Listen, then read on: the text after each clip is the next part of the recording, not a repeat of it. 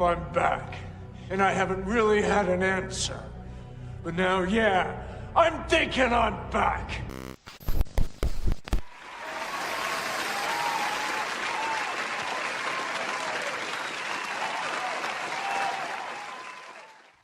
Wait, what happened to the applause? Keep on applauding. We're not done yet. We're not done yet. Thank you, thank you. I pressed the wrong one, guys. Let's go.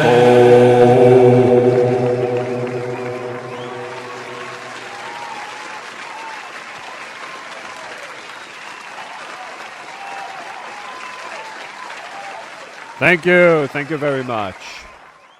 Welcome, ladies and gents, to another Peti Kish on Live. What episode are we on? Episode 41. Episode 41 of this podcast / show, or whatever you want to call it. Okay, so happy Friday, everyone. I hope you had a good week. It's been very, very cold this week. It hit minus... in the minus Fahrenheit. So it was very cold, which would be also minus in Celsius too. But we've gotten a lot of cold here, storms, all that. I hope everyone was stayed warm, everyone's safe out there. It seems like there's going to be another one coming in, so we'll see if that one's smooth or not. But I know I'm lucky enough because I had power all week and no power outages on my side. But there's like 5 million in just like it was most of the USA was covered with snow or was in some sort of problem, with weather wise, with the storm, obviously. But there's a lot that was going on in there. But hopefully everyone's safe and everyone's well. Stay warm out there, guys. It's been cold. It's been, to be honest, it's been the coldest it's been since I can remember. I don't know how cold it's been. Since I was a kid. I feel like this might be a new record of how cold it's been. It's just constant negative cold points where it's just I'm wearing gloves, I'm double layered with the coat outside, doing things outside, working and stuff, and it's just constant cold, constant. Like you can't be outside for more than maybe at least 30 minutes at least, and then you gotta go in and then you gotta do it again and again, and then rest up, and then do it again, because it's just constant cold.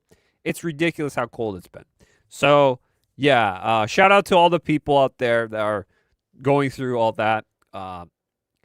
Yeah, and plus, I'm not getting enough sunlight because of all the winter and snow and everything, and it's just ruining the vibes of it, because I just need more vitamin, more sunlight, go outside more.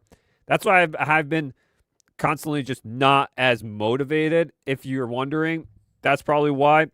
I'm trying to figure out how to do. I'm trying to balance myself out healthy-wise, start working out a little bit more and all this and that. Trying to balance things out because everything's just absolutely off the rails, and it's just there's no motivation to do anything besides, working, doing all things, as well as just, trying to just go by each day, pretty much, at the moment. Right now, it's just that. But enough about me, guys. I hope you guys are doing well, though. Happy Friday, guys. This is the 41st episode, and I don't know next week what's going to happen, because I think next week or the week before after that, we're going to have the 1-year anniversary. I think it's February 10th. We started the Peti Kish on Live. We'll do an anniversary stream for that. And I'll do something else too with that. Now, there's a lot to go through today in general with topics. I don't want to go, I want to blast through these, but some of these are going to be bigger. Some of these are going to be smaller. We will see how it goes with all that, with these topics. But before we go into anything with that, like the stream, guys. You got to like this stream. You got to subscribe. You just have to. I'm telling you, it helps the algorithm. It helps me and the channel itself. If you enjoy entertainment, pulp culture, gaming, movies, TV shows, all sorts of things like that. We talk about all sorts of entertainment on there, in those categories. And we use a lot of common sense, critical thinking, and we look at it at different points of view. And yeah, shout out to all the bass people out there. Shout out to all the bass people. Hell yeah. Hell yeah. But yeah, just saying. Yeah, we're going to go through all this. That's been the topics of the week. Because there's been a lot of things that dropped this week that we need to talk about. We got to talk about Highguard, what the internet's going insane with Highguard, and how much, how much people have hyped up this game, especially a lot of the,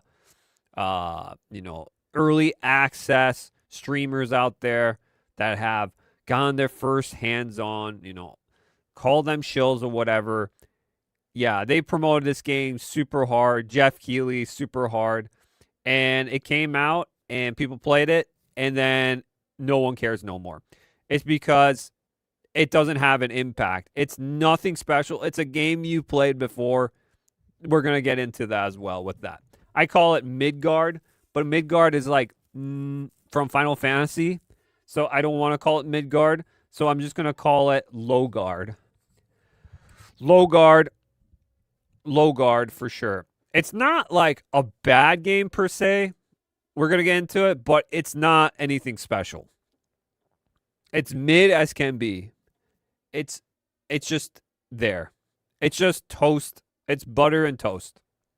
Nothing on it extra. Kind of deal. Very plain. Very bland. Not even salt butter. Just plain butter.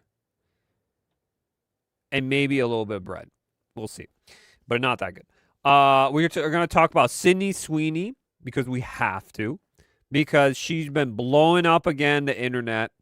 Crazy stuff happened with her new lingerie line that she came up, and as well as interviews and about some takes she has to say, what is going on with everything in that area with her, because we have to. We gotta keep up with the Sweeney thing because it's blowing up. She's always blowing up the feeds. Everyone knows. It's just a topic of everyone's talking about kind of deal. I know everyone's sick and tired of it, but it's part of the pop culture entertainment sphere. We got a thing with Highlander. Was it Highlander? I'm trying to remember. Henry Cavill posted a pic of Highlander, the reboot. We're going to check that out as well. We have here with Steam. Steam is getting a massive lawsuit from the UK, which we're going to get into that as well. There's a lot here, guys. And then we're going to talk about Final Fantasy and Final Fantasy VII, per se, mostly, because there's news about it for the Part 3 remake, as well as the OG Classic getting pretty much disappearing off Steam PC, and they're gonna do a new version of that. So we're gonna talk about that too. So there is a lot to talk about here. I would talk about more, but the thing is, I couldn't fit in the title, as well as those are quick topics. But at the same time, I want to leave it for another day because there is a lot. But first things first. I'm gonna go through here. Real quick here, guys. Let me open this. Oh shit. Yeah, I don't want that. Yep. Okay. We're lagging a bit. It's okay. We're good. All right. So, let's talk about this first, because I just posted this a couple days ago. Okay, let me see here. Okay, here we go. Display. There you go. All right, guys. So I posted this in the YouTube community. You can check it out yourselves. I'm always active on there too. Well, we got a new track that just dropped. I have a new track, guys. So if you're into Tekken, I said a new clubbing or clobbering upbeat dance track for the beach just dropped. Take a listen. If you're a fan of Tekken music, this quick tribute mix will make you get pumped up. And there you go. And then you have all the most characters, not all characters, but most of the characters I thought would be cool in a beach party kind of setting. Obviously, AI created and everything, thanks to a lot of things. It looks cool. Real thing. That's pretty much my track. And let's take a listen when I click on it. Let's take a listen. If it'll open. There we go. So it's called Clubbing at the Beach, Tekken 7 Poolside Mix. If you guys know, Poolside Mix, it's pretty good. It's child. I forgot what is it, but it's pretty much child. But I remixed it with vocals, more vocals. I was going for like a Euro dance kind of thing because it's very clubby, very upbeat, very dance music. I wanted more vocals, sound very, very good.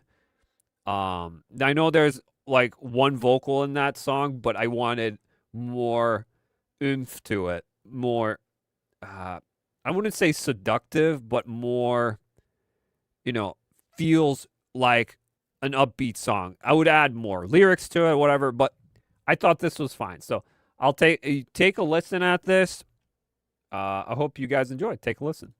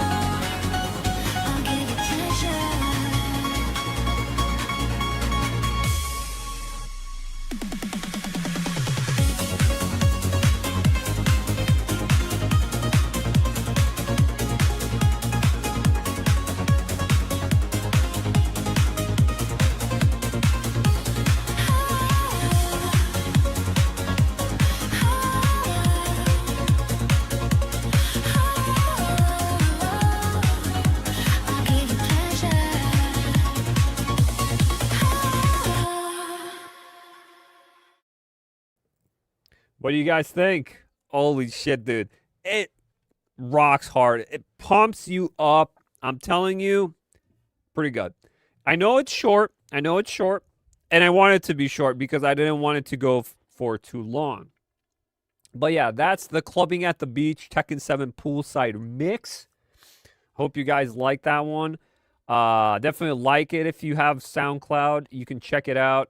Description, everything. Go on my Linktree description below to the SoundCloud, and then you can check out all these songs I've created on here. I have many songs on here, guys. Many, many songs that, if you go on my SoundCloud here, let me get it here. There you go. You can check it out. I got a bunch of tracks I have here. Last one I did was the Stranger Things one.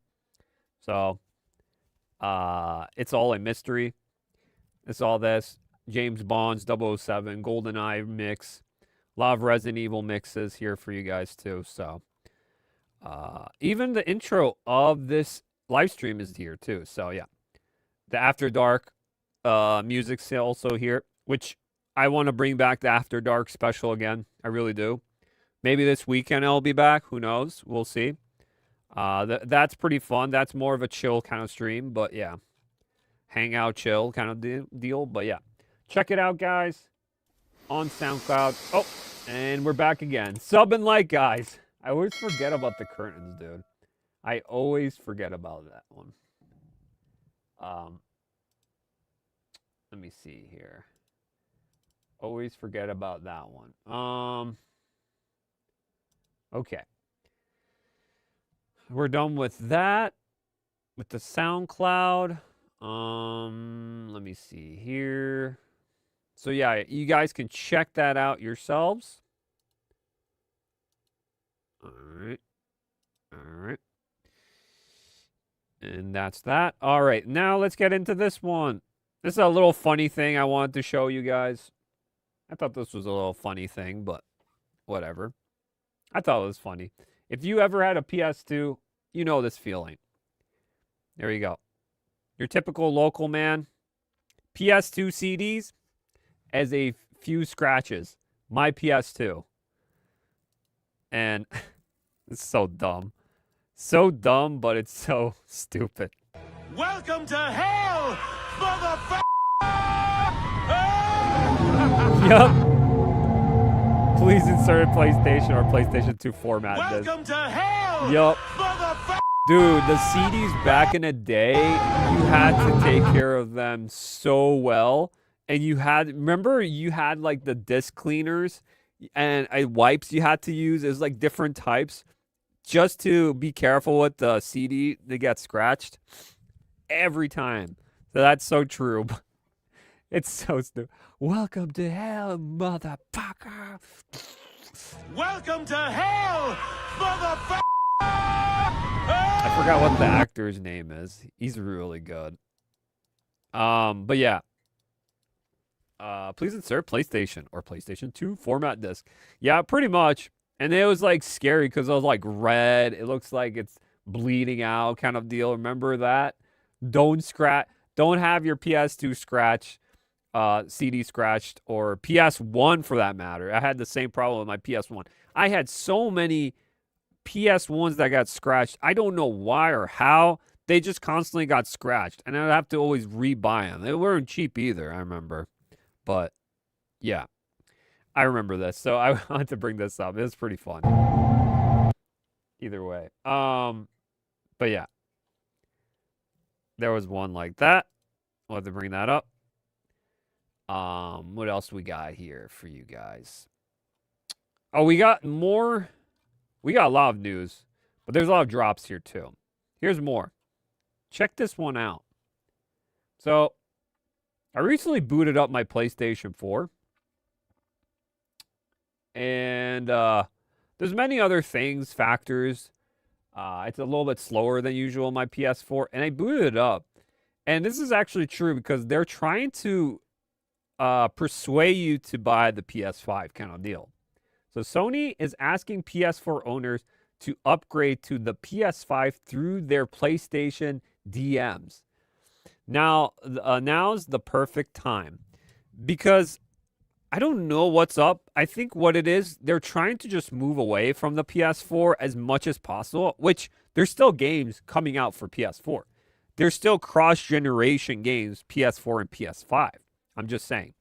I don't have a PS5. I only have a PS4, but really don't need it. PS4 holds the line. Yep, holds the line. This is by Pirate Nation. There's going to be a lot of things from Pirate Nation today. Just saying. Gonna sell toys, right? Yeah, it's like because we still got PT. True. Me and my PC owners, which rigs has been running since Bush administration. Hey, yo. That's insane, dude. Hey, yo, what the fuck? That is pretty funny. Some PCs are old. Is this true? Sort of. Meanwhile, me and my PC. That's crazy. But yeah, they're enticing people or putting it on, notifying you. You should get a PS5, a PS4. Change it up, you know? Kind of deal. It's like, nah, I'm good. I'm good with my PS4 and my PC. Because most of the games that are coming to PlayStation, they're timed exclusive. They eventually will come to PC. So I'm good. I'm good. But yeah, I wanted to show you that. Another thing is, let's see here. There's going to be a lot of stuff here. Oh, I just saw this. I hope this is true. Because this would be definitely a W if it's true. Monster Hunter Wilds reviews on Steam are all positive since the recent optimization update. You can even run it on Steam Deck now. Or, oh yeah, Steam Deck now. Holy shit, dude. Holy shit. No way. Did Capcom actually fix some problems with Monster Hunter Wilds? That is insane. It only took a year, guys. We're almost to the precipice of when this game came out. It was like the end of February. We're pretty close. It took them a whole year to optimize this game. Bruh. Huh? Are you serious? Capcom went from you need a NSA supercomputer or NSS computer to your handheld potato can run it finally. Can this save the game now? Question mark. Well, we don't know if it could save the game. You don't know. A lot of Monster Hunter people are still, I think, playing it, but not as much as like when it came out at launch. All because someone else found the issue that Capcom couldn't find. True, we did talk about that in a couple of streams ago.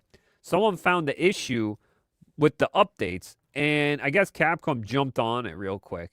A year too late. Biggest disappointing gaming ever. Yeah, it was kind of disappointing. It was. Because it was pretty fun. The experience has already been sourced, and the game level design doesn't hit the same as Wild did anyway. Yeah, a lot of people I've heard say that. They shouldn't have just delayed. They should have just delayed the game for an additional year and not gotten greedy. Lessons learned here. True, that's what I'm saying. It's been a year since the launch, so... now it's actually good, but I don't know if how many people will actually go back and play it. Maybe if it's on a deep sale, I could give it a try because I did like what I played in the beta as much as I could run because it was so badly optimized, obviously. But whatever I could play, it was fun for me. I don't know. It was good. Now, I'm not like a huge Monster Hunter, like hardcore fan, like some other people say that World's better. Sure, I believe you, but I thought it was pretty fine as it was. You know, it was fine. I'm not saying it's better than World, but it was fine. I thought it was fine. I'm still playing Rise, so I know a lot of people don't like that one either, but I'm having fun with Rise too. So, yeah, interesting though that they're trying to 360 this because that was one of the most disappointing launches I've seen in a long time with Monster Hunter. For sure. For sure, guys. It was really disappointing. Now we got more things here, guys. This is crazy. Check this out. Even though I'm not a huge Ubisoft guy, as you know, Ubisoft is Ubislop, Ubitrash company. Rainbow Six Siege just posted this. And then there's an exclamation point. And you know when there's exclamation point what it means, right? You know what it means, right? It's a reference to Metal Gear Solid. So, watch this year 11 roadmap reveal, February 15, 2026, blah, blah, blah. And they added this trailer. And this is straight up the codec call for Metal Gear. But check this out. Our window is closing. Dude, Sam Fisher, Splinter Cell. Our window is closing.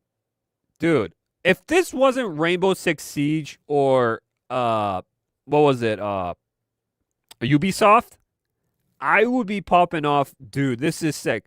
They're collabing together Splinter Cell and Metal Gear. This is one of the coolest things. We only get one shot at this. Solid Snake's coming. It's just a teaser. So Rainbow Six Siege, watch the full reveal Sunday, February 15th. That's insane.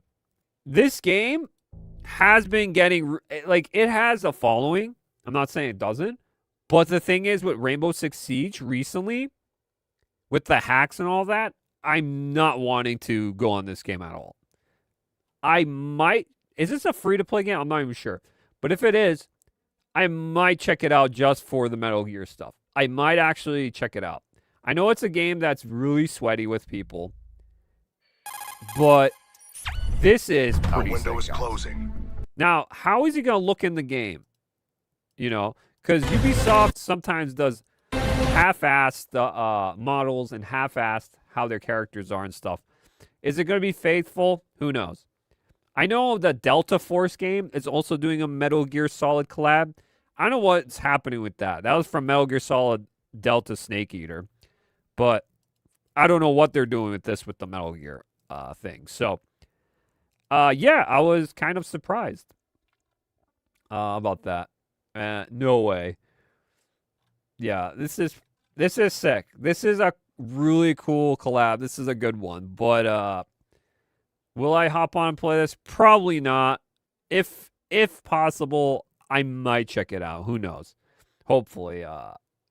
It depends if I like the game. I never played this game, so I don't know if I'm going to like it, you know, kind of deal. Probably not, but it's a cool collab either way, though. Either way, it's a cool collab. Metal Gear. Metal Gear. Kept you waiting, huh? But yeah, that was cool. Cool as can be there. What's next? Lot of Highguard stuff I have here. A lot here, guys. Let's see. Trying to find what to talk about. I'll save that one for later. Okay. Let's talk about this one. The real quickie too. This is by Insider Gaming.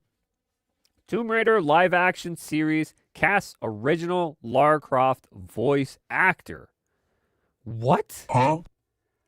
So they're doing the thing they did with Uncharted, where they had, you know, the Uncharted movie, Tom Holland and Mark Wahlberg, where Nolan North had one scene that he was talking to Tom Holland, which was Nathan Drake, and there was one scene, it was a little Easter egg.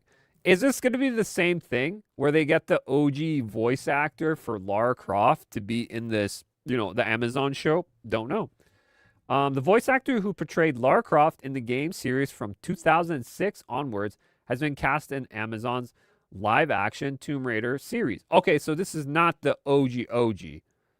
Okay. The Tomb Raider live-action series recently revealed, including, we got all these actors.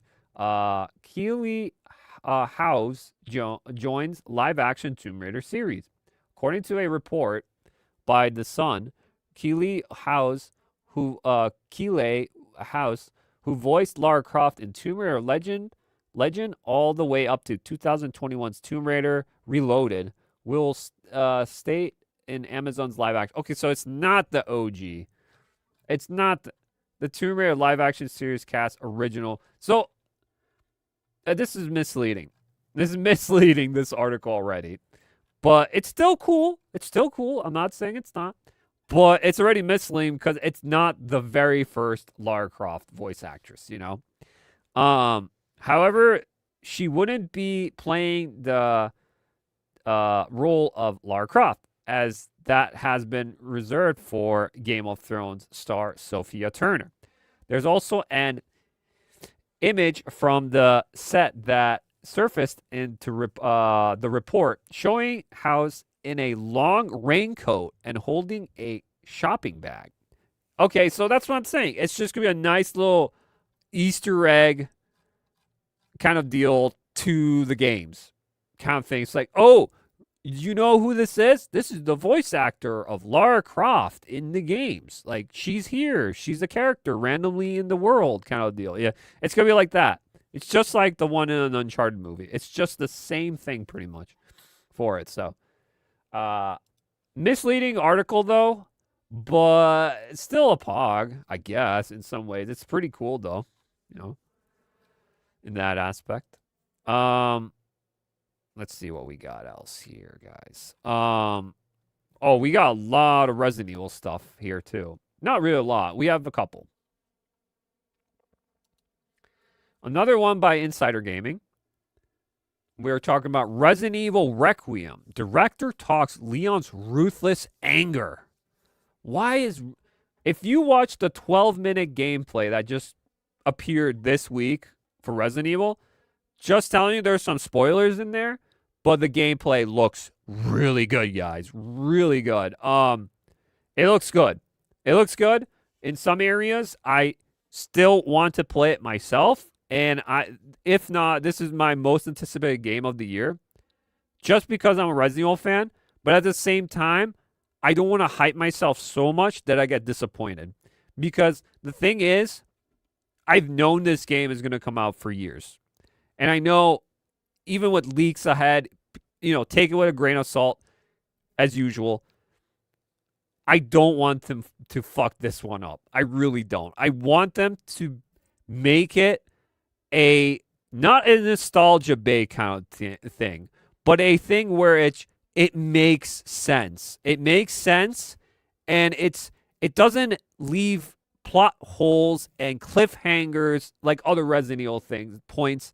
It ends, and it continues on. So all the plot points maybe leave it for other games along the way, but this one just ends and it's there, kind of deal. I want that. I just want it to end there and that's it kind of deal. And give us a send-off of these old classic characters. We need a send-off of these characters. They're getting older now as well. We're going to talk about Leon too. Let me zoom in real quick here, guys. Older Leon, games director, here we go, Koshi Naganishi has recently interviewed in the interview, Naganishi notes that Leon's years fighting in the undead have made him more clinical about the world, saying he exudes a ruthless anger. Leon is making a reappearance in the game, and this is the result of us digging deep into the idea of what type of person would Leon grow into. What would he be thinking? So Leon's a little bit anger. He has some anger. He's ruthless. He's violent. What is up with that? Furthermore, it's noted that one key way Leon's personality change is on display is in how he attacks the zombies in the upcoming game. His main weapon will be an axe, which is said to symbolize how he has changed over the years. Let me ask you a question.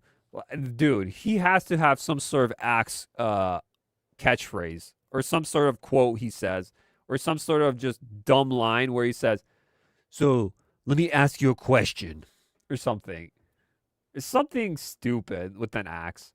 Naganishi says he wants players to question why Leon made this choice and why he is acting with such aggression and anger. He wants players to ponder what is wrong with the character they've known for over 2 decades. I have a few theories that what it could be. This game's Leon fights by swinging his bloody axe in a way where you might start thinking, what's wrong with you, Leon? While playing, that is what we are aiming for. So, pretty much, why is he angry? Now, theories that I've seen online, and it could be this, that he's running out of time. He's infected. That could be one theory, and he's pissed off, and he's raging out. Maybe he's turning, don't know. Maybe this is his last game, don't know, for Leon. I hope he doesn't, actually, die at the end or some reason, or some situation like that. I hope not, because Leon is a fan favorite. Everyone loves Leon. But I think he's just old. He's worn out. He's just pissed off at the world, I think, kind of deal, where when is this going to end? When can I retire now? Kind of deal, It's just, he's been doing this so long. He's a little numb to it by now. And he's kind of done with it. Like most people with Resident Evil over the years, some people are just done with it. They don't expect really much out of it anymore. All of the old heads that worked with Resident Evil from the beginning have left. So, I don't know. Maybe it's just us in general, like the Resident Evil fans getting pissed at like what this franchise has become in some areas. It's still a solid franchise, but there are many problems with it as well. The gameplay's still good. It's still fun and still has some good reasons to play. It's just what has it become is another factor as well. But yeah, I thought that was interesting. But there's more about Leon that I want to pick up here with. Let's see. Let's see. Here it is. Here it is. So remember last time we talked about how a bunch of input of Leon's design was made by females, which is fine. I'm okay for fan service for the females too. I also like some for the males too. Can we have also not just female fan service, but can we also have male fan service in some way? I'm just saying it'd be nice. A nice balance. Capcom's female developers put hours into making Leon Kennedy's a hot uncle for Resident Evil Requiem. Yeah, these people, or these females that work at Capcom, need a raise. Straight up. They did a really good job with Leon's design. He is badass. If most of the females did it, I'm happy for that. But I also like some males to step up and say, yeah, Grace, she looks like a fine girl, but can we give a little bit more to her? A little bit more assets in some way, It's fine. She might be a character I actually like, and then I got to play the game. But from just a character design, she kind of looked like Jill and a mixture of different other characters, Ashley and stuff. And I was like, she's okay. She's fine. But, not on the line of like Jill or Claire by any sense, or even Ada at all. Not on those levels. Capcom's development team for Resident Evil Requiem included a number of women who made sure Leon Kennedy was a hot uncle. There's nothing wrong with that. There's nothing wrong with that. I would just like to have it balanced, Leon Kennedy's appearance in Resident Evil Requiem was welcomed by fans of the horror game series. Pretty much everyone knew about the big comeback already. Okay, which means hot uncle calling it in Japan. When Japanese fans calling him hot uncle. Okay. And this is by Geeks and Gamers. So, if you didn't know. And here it is. Now I have to buy this day one. Resident Evil Requiem aged up Leon Kennedy, crowned hot uncle in Japan. Leon's brand new aged up design earned him the title of among Japanese fans, hot uncle. There you go. Yeah. He just looked badass. He looks good. Leon Kennedy being the hot uncle has become a popular trend in Japan and all that. Naganishi said that the Resident Evil Requiem development team spent quite a lot of time polishing Leon's visuals, admitting that many Capcom employees are big fans of the character and that women in particular were pretty strict when reviewing his design. Good. Good. I would like the women to actually make a good design of Leon too. Not just men, but women too. And I would love men to make great designs for the women characters. Dude, it's even if it's fan service or not, just make them cool and good looking. That's all people want. You know, kind of character. Like, just visually make them good. That's all people want for these characters. And it would entice people to actually pick it up because these characters look kind of badass. Kind of deal, you know? So polished visuals. When reviewing this design, the strictness included making sure everything about Leon was perfect, including the finest details, like the wrinkles on his neck. That's crazy. He has also veins popping out of his arm, his forearm and stuff. He's kind of, he's been kind of jacked. For a 50-year-old guy, he's been doing pretty good. Described Leon Resident Evil Requiem thoroughly refined that he and his team managed to come through with a design that would make anyone's heart drop or throb. Hell yeah. Dude, all the fanfic stuff that Leon's going to get, which is, you know, he already does. It's going to get really weird. You're going to have some weird shit going on. What is it? Rule 34 or whatever it's called. There's going to be some weird ass shit with Leon. Watch. And then people say, oh, stop gooning. Well, then stop gooning to him too. Because people are going to goon to him too. It's like literally, it doesn't make no sense, dude. They're going to be gooning for Leon too. So who cares, right? Let them goon. Who cares? Who cares? All these people say stop gooning, and then they start gooning for Leon. They're going to be gooning. They're going to be gooning. And it sounds like it paid off. As Naganishi told Automation that a female told him the woman developers in Capcom did a really good job. A description of Leon Kennedy as a hot uncle confirms that plenty of female gamers are happy with the results of Leon's new look. Good. I'm fine with that. If he looks good and he looks masculine and he, you know, looks like a badass, everything, and he's good looking, good. I'm happy for you. That is good. I actually prefer him to look badass. That's cool. But can we, like I said, can we just do that for the men too in some way? Maybe we'll have a cool looking badass girl character that looks hot and whatever. And maybe people will be into that thing, into her. Maybe. I don't think Grace is going to be it. And while the ICOP description of Leon is mainly among Japanese fans, the idea that Leon is a hot uncle has made it to the West as well, with social media users commenting on the classic Resident Evil heroes good looks. The only complaints, which are more like observations, don't have problems with Leon as a hot uncle, but are a bit miffed at the seeming double standard. That's what I said.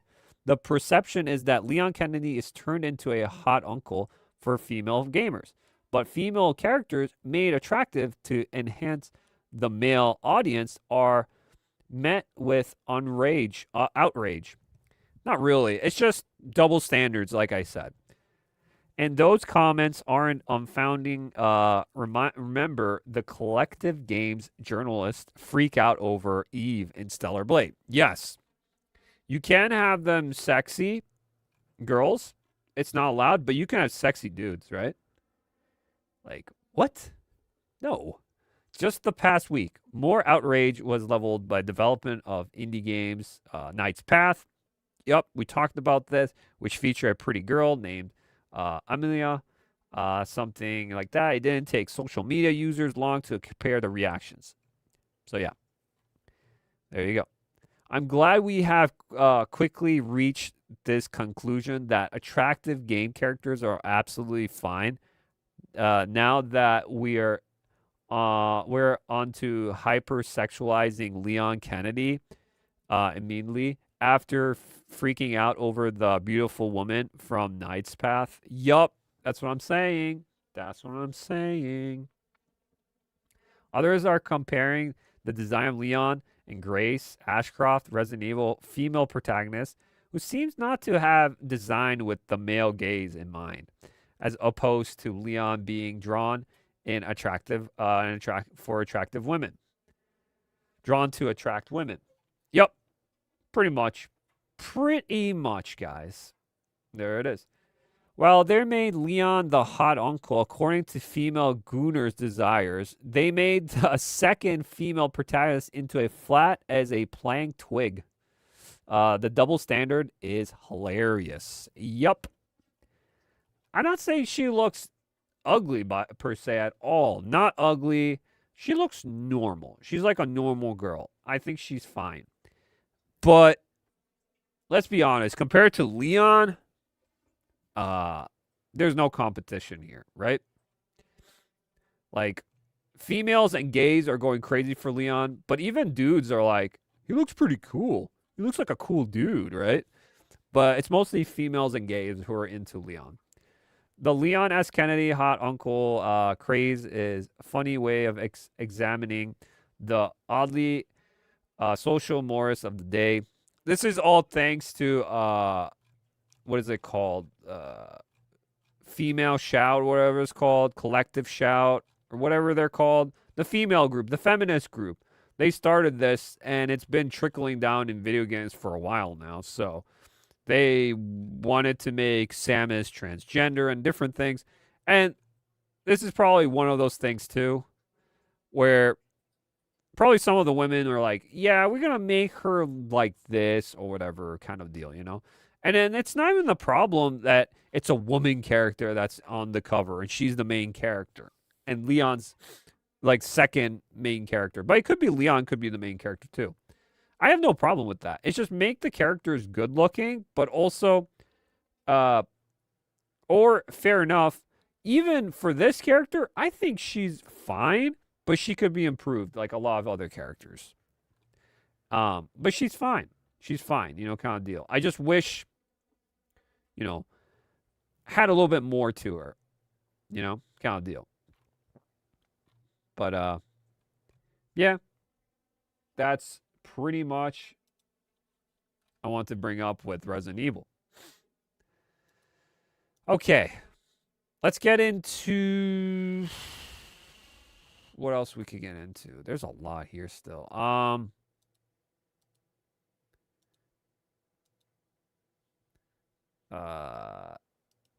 kind of lost.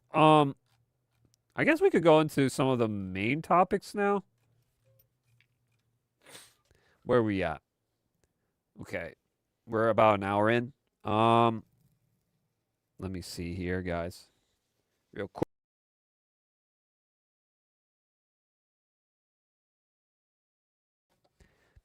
All right. So, let's get into this one then. Let's get into this Henry Cavill thing. This is by Geeks and Gamers. There's an article here. Henry Cavill shows off first images of Chad Stahelski's Highlander reboot. And it looks pretty good, dude. I saw these images passed on the internet, and it looks pretty good. Not gonna lie, I'm kind of interested, even though this is a reboot. And I never seen the Highlander movie before. So I gotta watch this for sure before getting into it. It's an 80s movie, I think. And it had some really good actors in there in the 80s for it. And it has also music by Queen. So that's another positive. So this is a movie that it's a movie I've never heard of. And it's, I guess, a cult classic. A lot of people like this one. So I just saw Henry Cavill because I like Henry Cavill as an actor. He's really an awesome actor. And he's also a nerd, so that's also a plus. But yeah, let's read into this. Heads are about to fly as Henry Cavill has shared a look of himself in character for the upcoming Highlander reboot. Highlander began as a fantasy action film in 1986, in which Christopher Lambert played Connor MacLeod, a Scottish Highlander who discovers he is an immortal, powered with a life force called the Quickening, and only vulnerable to a decapitation. After being trained by fellow immortal Jean Sendesk, Verbrus, I don't know how to spell his name, Sean Connery, this is from the original, ironically playing a Spanish character instead of a Scottish hero. He is played by an American of a French descent. Connor prepares to battle other immortals, particularly in an arch nemesis, the Krugen, Clancy Brown, in a series of duels to be the last of his kind. This sounds like a badass story. I never watched this. I gotta watch this movie, but looks cool. A Highlander reboot has been planned since 2008, but finally got one grounded in 2021, with John Wick's Chad Stahelski directing from a script Michael Finch. John Wick Chapter 4, Predators, The November Man, and Henry Cavill starring as Connor MacLeod, with Russell Crowe, Karen Gillian, Jeremy Irons, Dave Bautista, and Drew who's that? McThieron? I don't know who that is. Rounding out the cast. Not a bad cast. And the John Wick guys directing it. I don't know about this one, guys. This might be a W. This might be a W movie. The Highlander reboot began filming yesterday and has no release date as of yet. It will be distributed by Amazon MGS Studio. Oh, Amazon's doing this. Oh. No! I don't like Amazon, so yeah. Hopefully it's good. There's been shows on Amazon that I liked. Reacher was one of them. There's a couple of shows and movies that they did pretty good. But I don't know. Henry Cavill decided to celebrate the beginning of production on the Highlander reboot by posting images of himself in costume as Connor MacLeod. Instagram post. There are two pictures in his post. One Connor in a church, and the other of him appears to be in a Buddhist temple. That's pretty sick. Not gonna lie. Pretty good looking. Pretty badass. Aside from the picture Henry Cavill posted, there's been very little word about the Highlander reboot. It's understandably, as Highlander has always a niche thing. The original film was a box office disappointment. Wow. Failing to match its merger budget even in gross ticket sales. And the sequels failed no better. There was even sequels? Imagine losing that amount of money and still getting 3 sequels starting the original actor, while the follow-up TV series only aired in syndication in the U.S. Highlander has a dedicated cult following, but its remake was unlikely to receive much fanfare. Interesting. Okay, so it didn't do too hot back in the day. Okay, but I feel like it would have been praised though. Maybe it's praised today. Maybe it's a cult classic today. I don't know. I gotta check this movie out. I really do. But yeah, that's pretty much it for that. Again, I am very interested, but I'm still skeptical if it's gonna be any good from what the original was. and maybe it outperforms the original. That is very rare that happens. That's like Top Gun and Top Gun Maverick. Like, I like Top Gun, but Top Gun Maverick is just better. And it's crazy because it's like modern time, and it's better than the original, which is really rare if that happens, kind of deal, you know? But yeah, hopefully it does good. Hopefully this is a banger. I want it to be a banger, but who knows? Who knows what's going to happen with that? All right, let's talk about this thing with Sydney Sweeney. Because it's been blowing up. Everyone's talking about it. And she's the girl everyone's talking about all the time. Even though people say she's mid, she's one of those girls people talk about because she's pretty hot. And girls and men, or females, I guess females and males like her. So, here we go. This is by Geeks and Gamers as well. Sydney Sweeney hangs bras on Hollywood sign, trespass, and vandalism risk. Holy shit. That's crazy. That's crazy. So she might get in trouble because she was hanging at the Hollywood sign, bras and panties. But the reason why she was doing it in line with that is because she was promoting her new lingerie line. It's her own production. It's her own lingerie kind of deal.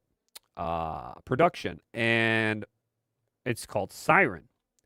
So TMZ put this. Sydney Sweeney snuck up on LA mountain, climbed the iconic Hollywood sign, and faced it with bras, and she may have gotten in trouble with the law.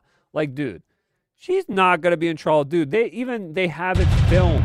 If this wasn't filmed, then it might have been trouble. Someone would have picked it up. She's not in trouble. She probably paid it, and it's all a publicity stunt. Let's be honest. So dumb. There it is. Sick. She's like a thief in the night. Dude. Oh my God. They're like, this guy's like, holy shit, I gotta get Sydney Sweeney's panties. Bro. I'm gonna use that for later. Hey, yo, what the I'm gonna use that for later.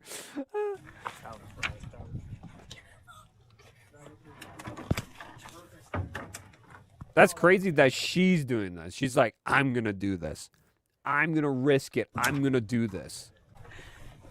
Let's climb it, dude. Good job. So yeah, she did this. They're hanging it. They're jumping. And this is all because they're using lines. Come on, these are professional people that are helping her. It's like, dude. And it got noted too. Missing contact. This was scripted. There you go. It was scripted. It was scripted. How is she going to be having issues? In an email sent to someone connected with Sweeney's commercial, the name, whatever, the Hollywood Chamber of Commerce makes clear that this is not acceptable to them. And they say that they contacted Film LA. And the Film LA told those filming the commercial that they needed a license from the Chamber of Commerce. Dude, no one cares. Hollywood has more problems right now than freaking bra and panties on the Hollywood sign. To be honest, there's worse things happening in LA in general, in Hollywood, than vandalism for that. And it's like not spray paint, not paint. It's just bras and panties that you can take off real easily. So, and she probably took them off too later, just for the picture or the publicity for her new, what is it? Her new lingerie line, the Siren thing. So, yeah, it's like not a big deal. But if she does get a fine or something, she's not going to get jail time. There's no way. It's just going to be probably a fine, if it's that. But I doubt that too, because I feel like she knew about this, that she's going to need some sort of thing. But if she didn't and she's paying the fine, she has enough money to pay the fine. But if she did that because of that, and it actually was a talking point, and she had people, look at it and be like, "Whoa, what is she doing? She's being a little risky and all that, and now that," and then it's just like, "No, I'm just doing my line, and hopefully you guys buy it." Well, then that happened. Yeah. So let's talk about that thing that happened, because after all that, the line came out, the Siren, I think it's called Siren. The new lingerie Siren thing came out. I don't know why it's called Siren. Maybe there's a reason why. But here we go, by Sydney Sweeney Daily. Sydney Sweeney debut lingerie line Siren launched today, and the seductive collection has already sold out. So this launched, and it's already sold out. Holy shit. That's very popular, and this is what I'm talking about. Most people that are crying about this and are having problems are people that are maybe overweight or don't like her at all, or jealous of her in some way. It's mostly females, but I'm just saying, already sold out. Remember with the last year with the jeans commercial, the American Eagle, sold out. Anything she's promoting is getting sold out because she has a huge following base. She is the modern Marilyn Monroe, straight up, like easily. That's what she is now. And people think that she's mid. She's pretty hot. Not gonna lie. She is pretty hot. People can say whatever they want. She's mid in any way, but she's hot. That's just a fact. But then, yeah, like literally all this promotion. Check this out. Like the promotion for this. Dude. See, Sweeney for Siren. Look at these promotions. I'm going to put the volume down. I don't want to get copyright. But look at this. Born to be Siren. Dude. Easy win. This is the smartest marketing. I'm telling you, she's not dumb. She's using her ability, and, she's not dumb at all. Not a dumb blonde. Hey, yo. Hey, yo, what the fuck? Not a dumb blonde for sure. She's using her time, usually, and she's promoting herself, to be feminine, look good, and promoting herself and cashing on that look. She's not using OnlyFans. She's not using her, body for anything. She's promoting her almost like a seductive look to her, but still likable. And she's very likable for most people because the reason is she is still like a girl that would be next door, like a tomboy kind of style, but she's also that kind of girl that you can imagine, that girl you had maybe in high school or in some sort, and it was the popular girl in some way, and then she grew out. And she's now looks like this kind of deal. What does the shirt say? I'm not looking at her tits. I'm looking at the shirt, guys. Marry me, fly free. Hell yeah, dude. She knows what she's doing. She knows what she's doing, and she's doing that before, she's 28 now. And when she turns older, she could still do this in her 30s. If she still looks like this in her 30s, hell yeah. Do it. All for it. I'm all for it, dude. Do it. Yeah, if she's using all that potential now, because later down the line, with time, she's gonna probably not do that anymore. But she's using that time right now. I just don't want her in the future, when she does do this, she goes in and she's going to be blasting that she's going to be all feminist and all this. But right now, she's pretty based in some areas where she knows what people want, and she's using that as her advantage.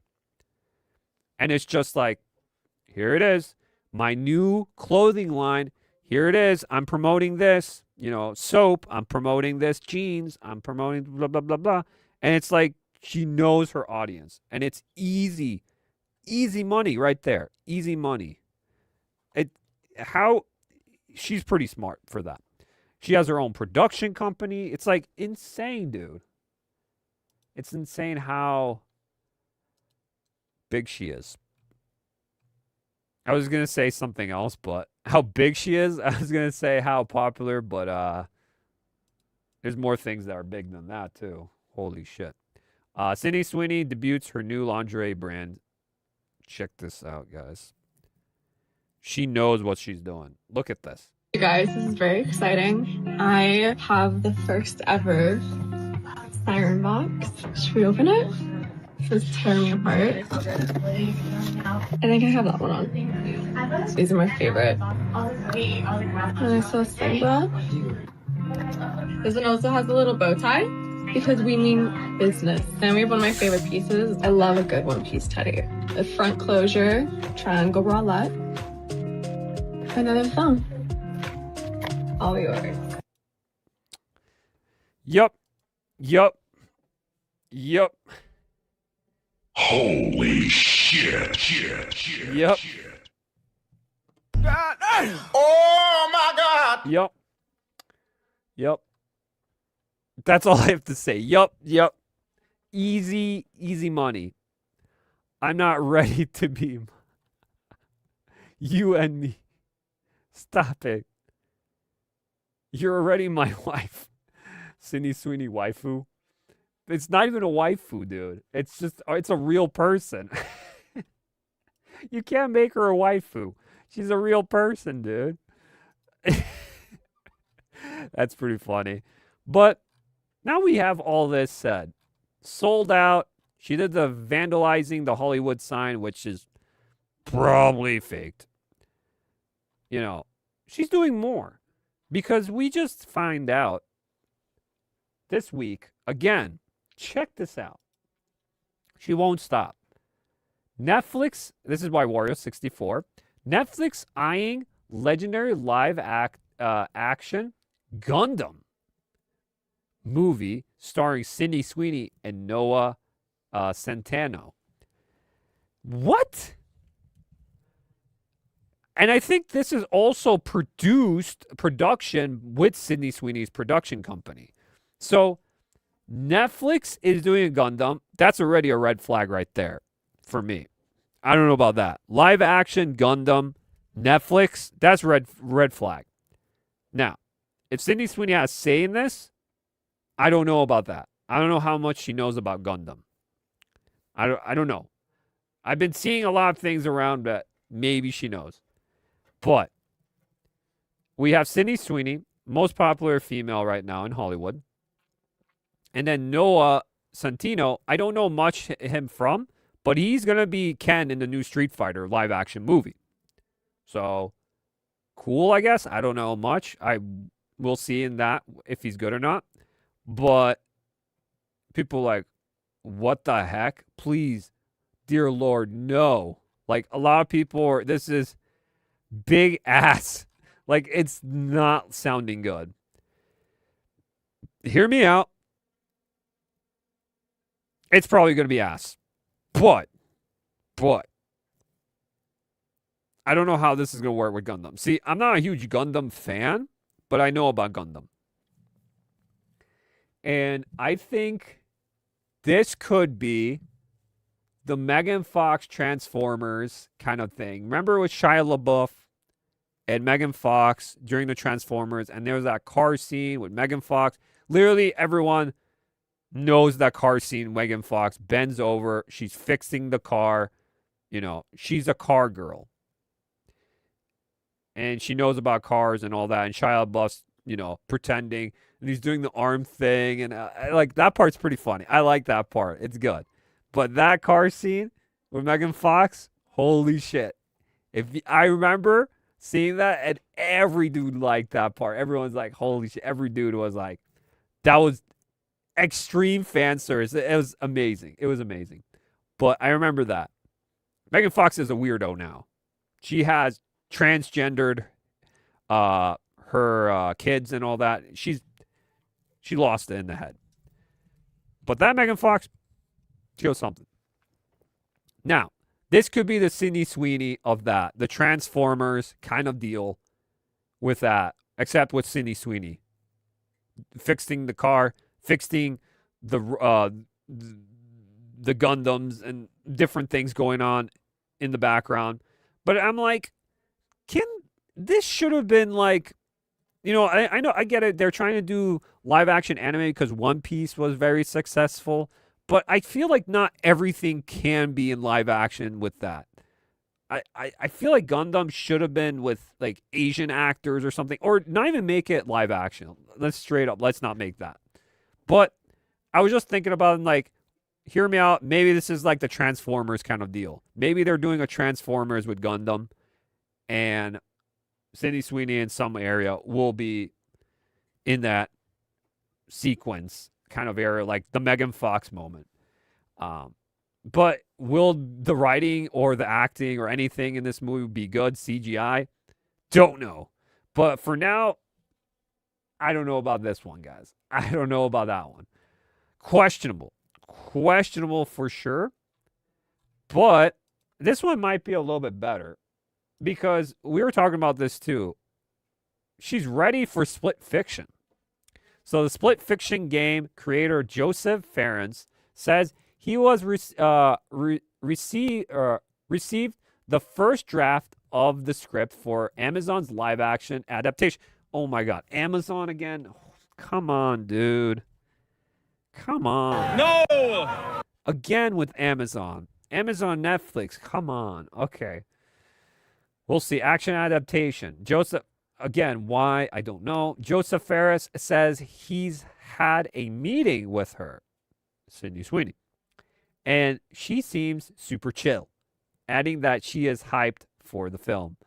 Nice. Now, is the film going to be good? Don't know. We'll see.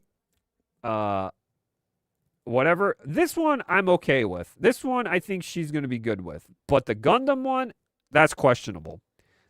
Not everything Sydney Sweeney you put in will be successful. Let's just be honest. There was like 2 movies that were successful for her mostly. The Housemaid and what was the one? The one with Glenn Powell. I forgot what that movie's called. It was okay. I remember watching that one. I was like, that's an okay movie. I enjoyed it. The Housemaid was kind of, I was kind of mid on that. I don't know about Housemaid, but yeah. Yeah, and what was it? Madam Web. That was another one. Yeah. I never watched Euphoria. She was in that too. I hear a lot of people like Euphoria, so, whatever, I guess. They're bringing that back too, I heard, so. Yeah, this one is pretty good casting for this one, for sure. This one will definitely make the bucks because of that Split Fiction. But we found out recently there was an interview. If I could find it. Let me see. Oh, here it is. I found it. Here we go, guys. More interviews with her because of her lingerie and what it all means. This is by the Cosmopolitan. And this came out, and everyone's reporting on it. This just dropped recently, guys. Sydney Sweeney created this moment, but does it belong to her? Already trying to say that she's some sort of problem in the industry. Some sort. Dude. But if she done OnlyFans, that's fine. That's fine. Like, literally, she's doing all the things that they're saying, female empowerment and all this. And then they're freaking on OnlyFans shaking their butts, and maybe more than butts, even buttholes or whatever is going on in there. I don't know. I never went on OnlyFans. I never will. No, thank you. But she's literally doing what is like, I am a power female. I'm embracing my femininity, and that's all. And I'm making money out of it without me being a hooker or, any sorts of thing like that, kind of deal. She's just an actress, and that's all it is. The actor is selling underwear. Her ideology, not ideology, at least. What? Dude, this article is going to be so ass. I already can tell, at least. That's the plan. On the heels of box office hits like The Housemaid and Mrs. like Christie and Buzzy lingerie launch and a deceiving year for this spotlight. The 28-year-old sits down with Cosmopolitan to talk about what it means to keep choosing visibility in 2026. I don't know if we can go through all this, but I want to see what factors. Holy shit. I don't know there's going to be pics in here. Oh, shit. Oh, shit. Oh, shit. Oh my God! I got scroll down. I got to scroll down. Yet the Sydney Sweeney machine kept moving. Her movies. Oh shit! I don't know if I could show that. Let's see. Where's the parts where? Oh shit. I didn't know that's gonna happen. I thought there's gonna. Oh, here it is. The questions. Sydney Sweeney debut a lingerie line should sound like pouring gasoline on a fire. Lingerie is an industry, has a history of being made by men for women and marketed to both. With Siren, whose gaze are you prioritizing? Already, dude. This is crazy. Like, insane. Let's see. And then she says, people will say, oh, she's doing this for guys. Or, oh, she's a guy's girl. But I'm like, what is more girl than owning your body and doing it for yourself? I want it to be their choice. The choice of the wearer. Whether this is for them, for somebody else, or for a camera lens. There you go. That's all it is. They're already manipulating these questions to get these clips out of her to make her feel like the. And she's smart enough. She's not gonna take in, and she's gonna actually answer it in a understanding way. There you go. Even so, there are different pressures and expectations placed on different women's bodies. I'm thinking specifically of women of color. Of course, the cis white women don't always experience. How did you take this info account? Dude, straight up, this is bait. She's not taking the bait. This is full on bait. All of this. My designers are all women, and I have an amazing diverse team. My models are a beautiful range of body types. I'm always like, I want to see it on every body. I can't be the only model. I need to make sure everyone feels really good in it. There you go. Easy enough. What an easy question. Or what an easy answer.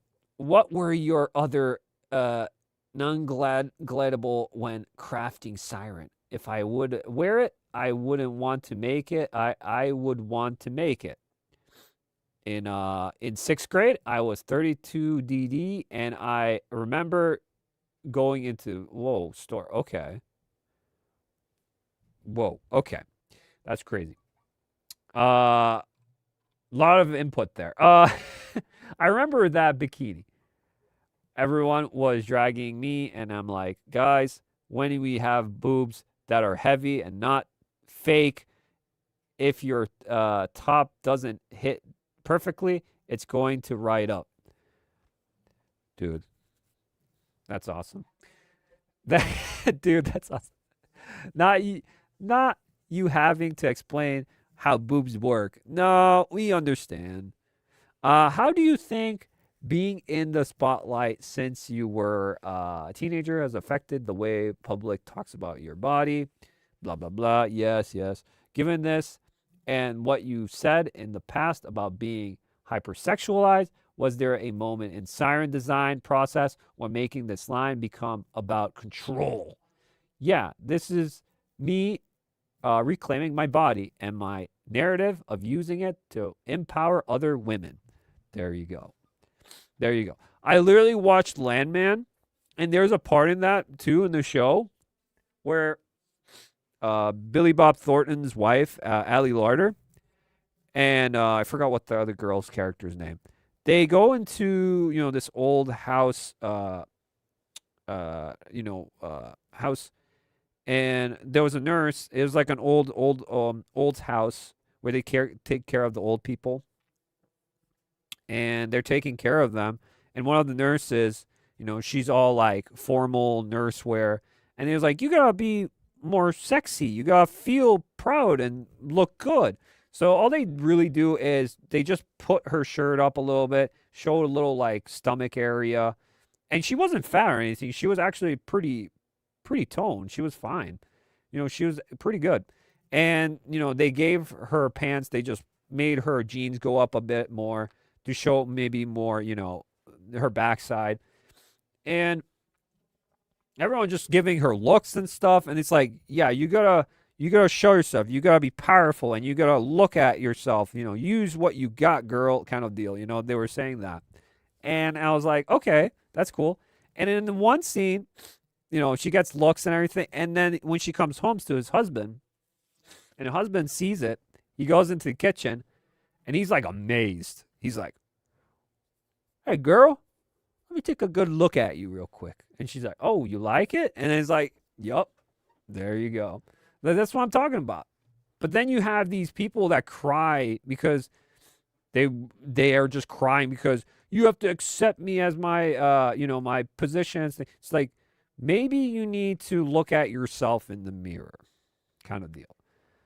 Sometimes it's better to look at yourself in a way where it's like, how can I change myself? How can I make myself better?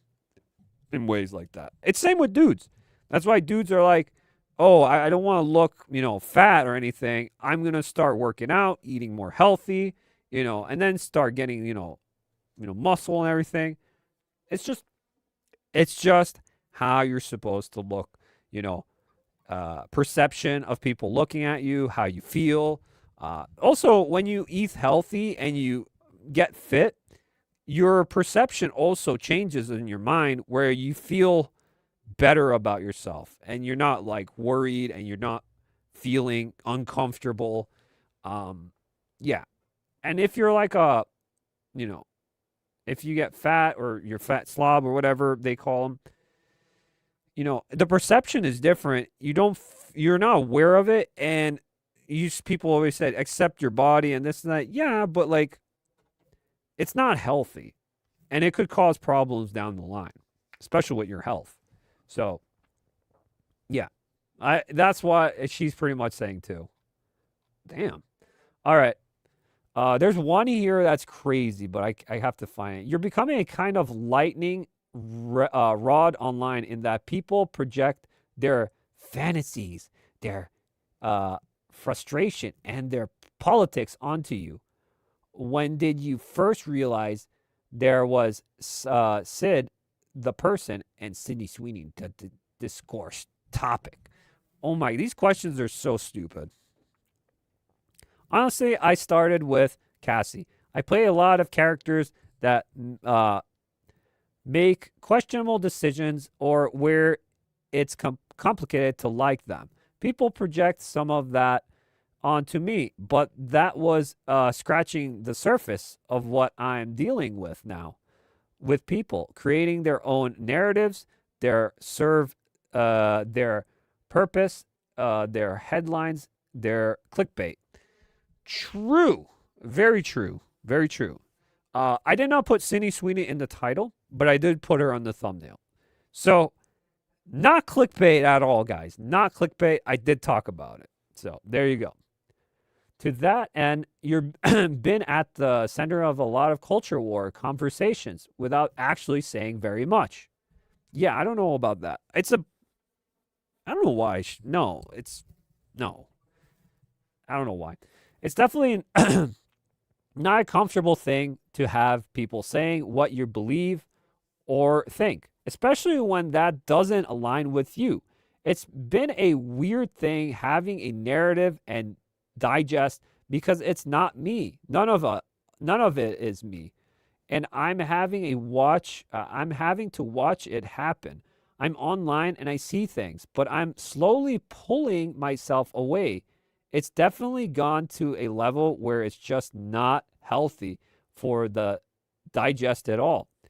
Yeah, when you have people saying, Sydney Sweeney is crazy for doing this, and there's a part of like Euphoria where she takes her bra off or whatever. There's like some sort of like sex scene. And she's like, yo, that's weird. That's even weird for me, bro.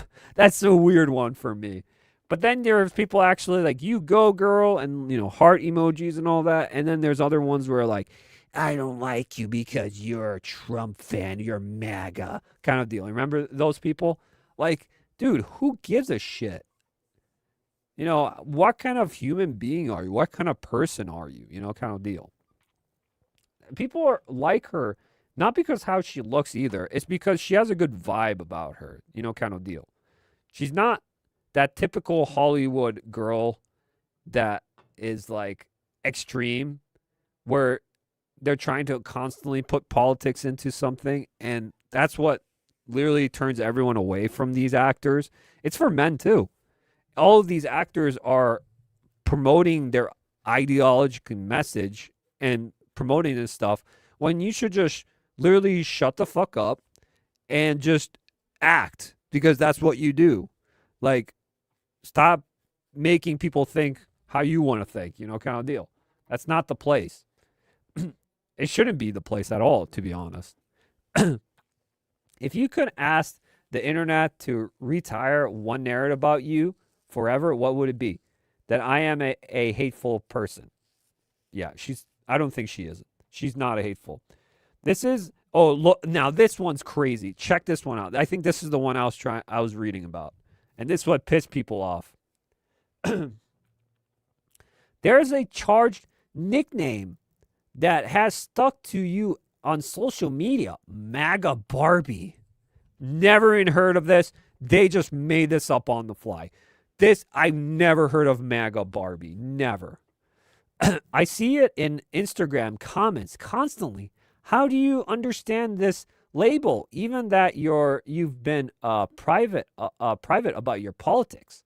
Dude, never seen this. It was probably one person in the comment. One person.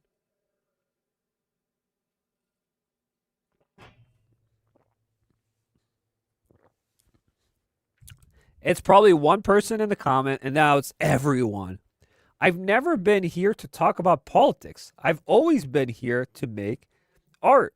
So this is just not a conversation I want to be at the forefront of. And I think because of that, people want to take it even further. And now me as their own pawn. But it's somebody else assigning something to me. And I can't control that. Oh, shit, dude. Oh, shit, dude. We gotta keep her. We gotta keep her. She doesn't give two fucks. And people just making narratives about her. She never talks about her politics. Never, ever. And she, right here. But it's somebody else assigning something to me, and I can't control that. So the perception of these people making these assumptions of her being this, but she can't control that because it's like, what am I supposed to do if someone calls me a MAGA Barbie? But I don't talk about politics, so that's their own opinion. Exactly, dude. Based. Literally, how this is based because it's just so common sense. It's ridiculous, dude. She never talks about it. And it's probably better that way. If she did talk about it, who knows? We could find out that she's batshit crazy. I doubt it. I think she's very normal compared to a lot of people in Hollywood. I think she's a little bit on the normal side than most actors in Hollywood. Why not correct it if it's not true? Where is the line for you? I haven't figured it out. I'm not a hateful person. If I say that's not true, they'll come at me like, you're just saying that to look better. There's no winning. There's never any winning. I just have to continue being who I am because I know who I am and I can't make everyone love me. I know what I stand for. Fuck yeah, dude. Dude. This is what people love to hear. This is what people love. This is why people love Sydney Sweeney. Because she has a good personality. She's good looking. And this is why. It's just, she's super popular. Especially, I think, with Gen Zs. I think Gen Zs like her a lot. It's like, every time I see a bunch of Gen Zs talking, too. But, I don't know. Yeah, that's crazy. Is there anything about your values of a person affiliated by values that you wish people understood about more clearly? I've always led with love. I always believed that love is love in every single form. You should be kind to whoever you meet. I remember on an set of Once Upon a Time in Hollywood, I watched Brad Pitt sit and hang out with the transpo department and absolutely loved that. And I was like, yeah, you have to respect everybody in your life. Yeah, that's what I'm saying. If they're not, I'm kind of the same way too, where I want to understand people and respect them like in the beginning. But if I get to know them and if they're rude to me and if they're like mean and stuff, then I probably would not like to be your friend or, thing. It's just, there's points where you can be a little bit preserved. Like you could preserve yourself and not go full blown crazy where you're spilling out your ideology or all your things. You can just be a normal human being and actually respect other people. That's fine. That's fine. But when they find out what you do on social media, they look at you in a different point of view. It's like, who did you vote for? Who did you just like? No. Who am I right now talking to you? What kind of person am I? Kind of deal, Yeah, it's like, that's the same way. You should respect people for that. You should not, I'm not like respect, but you should just be a nice human being to people. Even if some of them are some assholes out there, but you gotta still be respectful either way. I thought that was the most interesting part, except this part's pretty interesting too, but that part's kind of interesting too. This goes on and on, but it's a lot. I think we went far enough with this. But yeah, there we go. Sydney Sweeney taking a W again. And she's winning again. A dub for Sydney Sweeney again for that. Pretty great. Pretty great. Awesome to see. Okay, let's get into these other topics now, because we still have a lot to go through.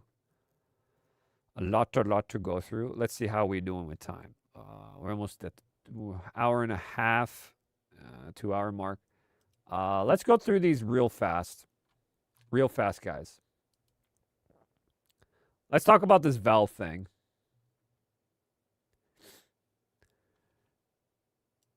So this came up And I think this is a bunch of baloney. This is a baloney statement, and what the UK is doing is absolutely absurd. UK is doing UK stuff, and absolutely absurd. Valve facing 900 million class action lawsuit. What? For what? Holy shit. Well, we're going to find out. Valve is going to have to defend itself in court for its pricing and commission practices. Huh? A class action lawsuit in the United Kingdom brought against the company is looking for roughly 900 million in damages. First, filed back in 2024 by Vicky Shortbolt, the lawsuit claims that Valve charges excessive commission charges that lead to an unfair price, which is when then passed on to consumers. Okay.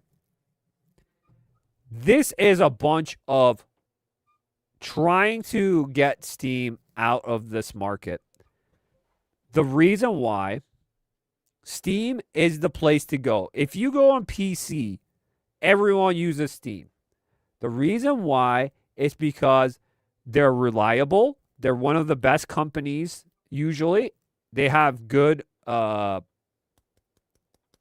for consumers. And they usually do real fast and get stuff done. And they have wonderful sales with discounts that come that beats a lot of other places. They have this. Yes, they have other problems, but this is not one of them. So the reason why they're pissed off because the 30% cut that Steam gets when a publisher or a game company puts their game on Steam. This is stupid because they've been doing this since the beginning. I'm pretty sure. Since the beginning. So nothing's changed with Steam and Valve. And now it's a problem because now people are how much they want all the revenue for themselves. So the publisher. Then don't put it on Steam. Don't you think that Nintendo, PlayStation, Xbox, you put your game on their consoles, they're not going to get some revenue too out of it? Steam's doing the same thing, but it's only Steam. That's the problem right now. It's only Steam. Bruh. Everyone does that. Everyone does that. If not, why just make it your own launcher? Make it your own on your own website where you can buy the game and then just download it and play it. Just do that yourself. You don't have to put your game on Steam. You really don't. It's just because that's where all the money is. That's where all the promotion is. That's where everyone goes. When they ask, where can I get this game? You see Xbox, PlayStation, Nintendo, and it's always Steam. And now Epic Games and GOG. But it's usually Steam. It's just because that's where most of the gamers are for the PC market. But yeah, the lawsuit also the Valve forces platform party obligations. The prohibited publishers from selling products through other distribution channels on better terms than same products are available on Steam. So they say that the practice is likely to restrict competition. No, not really. Valve argues there's not enough evidence. There's the whole thing for it. Valve defense claims that the group suing the company can't establish proper claims regarding its commission pricing due to the fact that the suit doesn't consider the effect of Steam keys. Without a credible plan for taking Steam keys into account, the PCR cannot establish Steam's actual effective commission charge. And without this, the PCR cannot establish whether the commission charge amounts to any a fair price.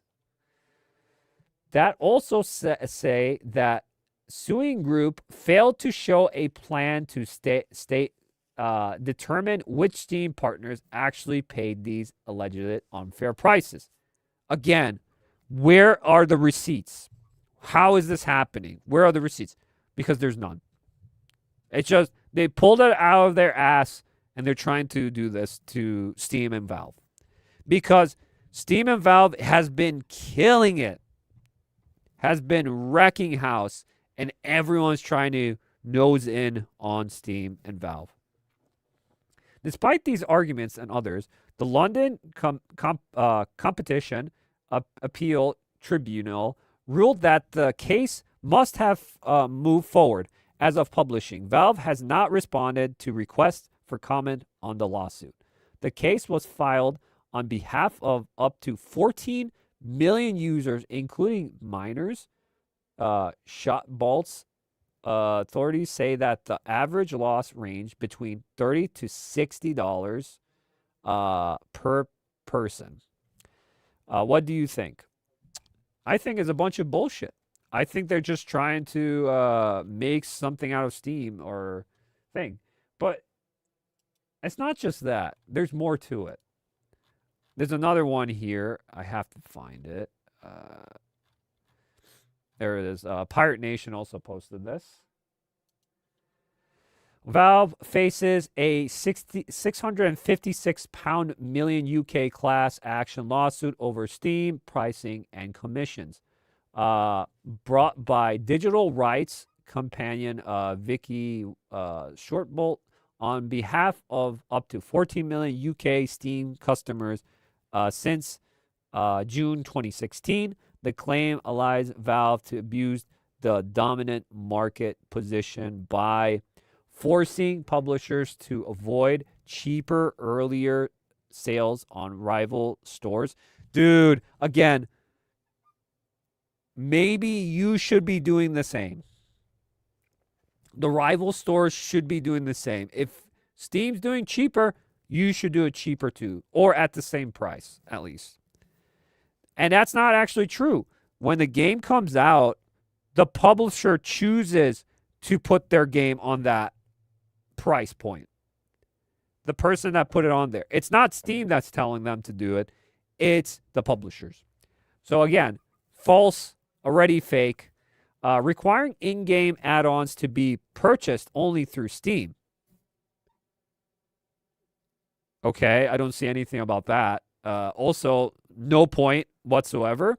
Charging up to 30% commission described as excessive and leading to higher consumer prices. That's not the fact. They've been doing that for years. Every other company does that too. If you want to put your game on PlayStation, Nintendo, Xbox, wherever, Epic Games Store probably does too. For them, this is high. 30%. It's not that high. It's not that high. Some probably take more than that. Maybe some take 50%. Who knows? Yeah, this is a bunch of baloney. The tribunal granted an opt-out collective order. Eligible UK residents are automatically included unless they opt out. Estimated damage, blah, blah, blah. Valve has not commented publicly. Bunch of dumb. Oh, DJ mods. DG mods. Dude, you should go on him. He has a mod site, and he has some good mods that get banned on Nexus mods. Definitely check it out. This is what he said. Make store. Has its own terms. Doesn't force any dev to sell on it. Like I said. Same thing. I just said that. Makes the store good. Becoming naturally popular. Other stores exist. No anti-competitor behavior. Companies and governments say it's bad and punish it. Fucking A, dude. Exactly. Exactly. Bro, that's crazy. That's crazy because this is what I was saying. Exactly. That's what I've been saying. You are too weak to beat me, him. Gabe Newell. That's so funny. That's so funny, but yeah. That's crazy. That's crazy. That's so funny. And guess what? Who also doesn't like this? I support this. Epic Games CEO Tim Sweeney supports the 5 or 900 million lawsuit against Valve, arguing Steam is the only major store still holding onto payment ties and a 30% junk fee. Bruh, stop coping, because Epic Game Store hasn't been doing that hot either, dude. Now, the only ones that actually I think are worth actually PC market competitor, it's not Epic Games. The only thing Epic Games has for it is Fortnite, the store. I'm just saying, and the free games you get every week. I'm just saying that's all you guys have. When there's an option for Epic Games Store or Steam, I go for Steam. First thing. I do not buy games on Epic Games Store. Hell no. Besides maybe playing Fortnite or whatever free game drops. I will never really buy a game from the store. Straight up. If it's not a game I already have, and if there's DLC for it. I'll just use my Epic Awards credit, whatever I get with it. But, yeah, I'm not going to do that. I'm not going to do that. So that is absolutely absurd, and it's retarded, and it doesn't make no sense. You're just sour that Steam's doing better than you, and that's just the fact. And as well, GOG. We'll be talking about GOG too. GOG is the class. So you got Steam and you got GOG. They're just like hanging out together. Steam's kind of like, yeah, we got the new things. We have whatever. We're popular. GOG's like, we're the retro guys. We're classic. We love our retro games. We bring them back because these people don't like it. We're DRM free, all that. And Epic Games like, bro, we got Fortnite. And we got Rocket League and Fall Guys. Okay. Cool. And what else do you have? Bruh. Oof. Oof. Literally, oof. Yeah, that's crazy. But yeah, bunch of cope for sure with Epic Games CEO, because what is it? Because they are competition and they want to get rid of the competition, and they say it's a monopoly when in real life they're trying to be the monopoly. So, what are we talking here about that, you know? What are we talking about? Absolutely absurd, absolute cope, and they just want to get Valve out of the market or something. I don't know what they're going to do, but that's not going to happen. That's not realistic.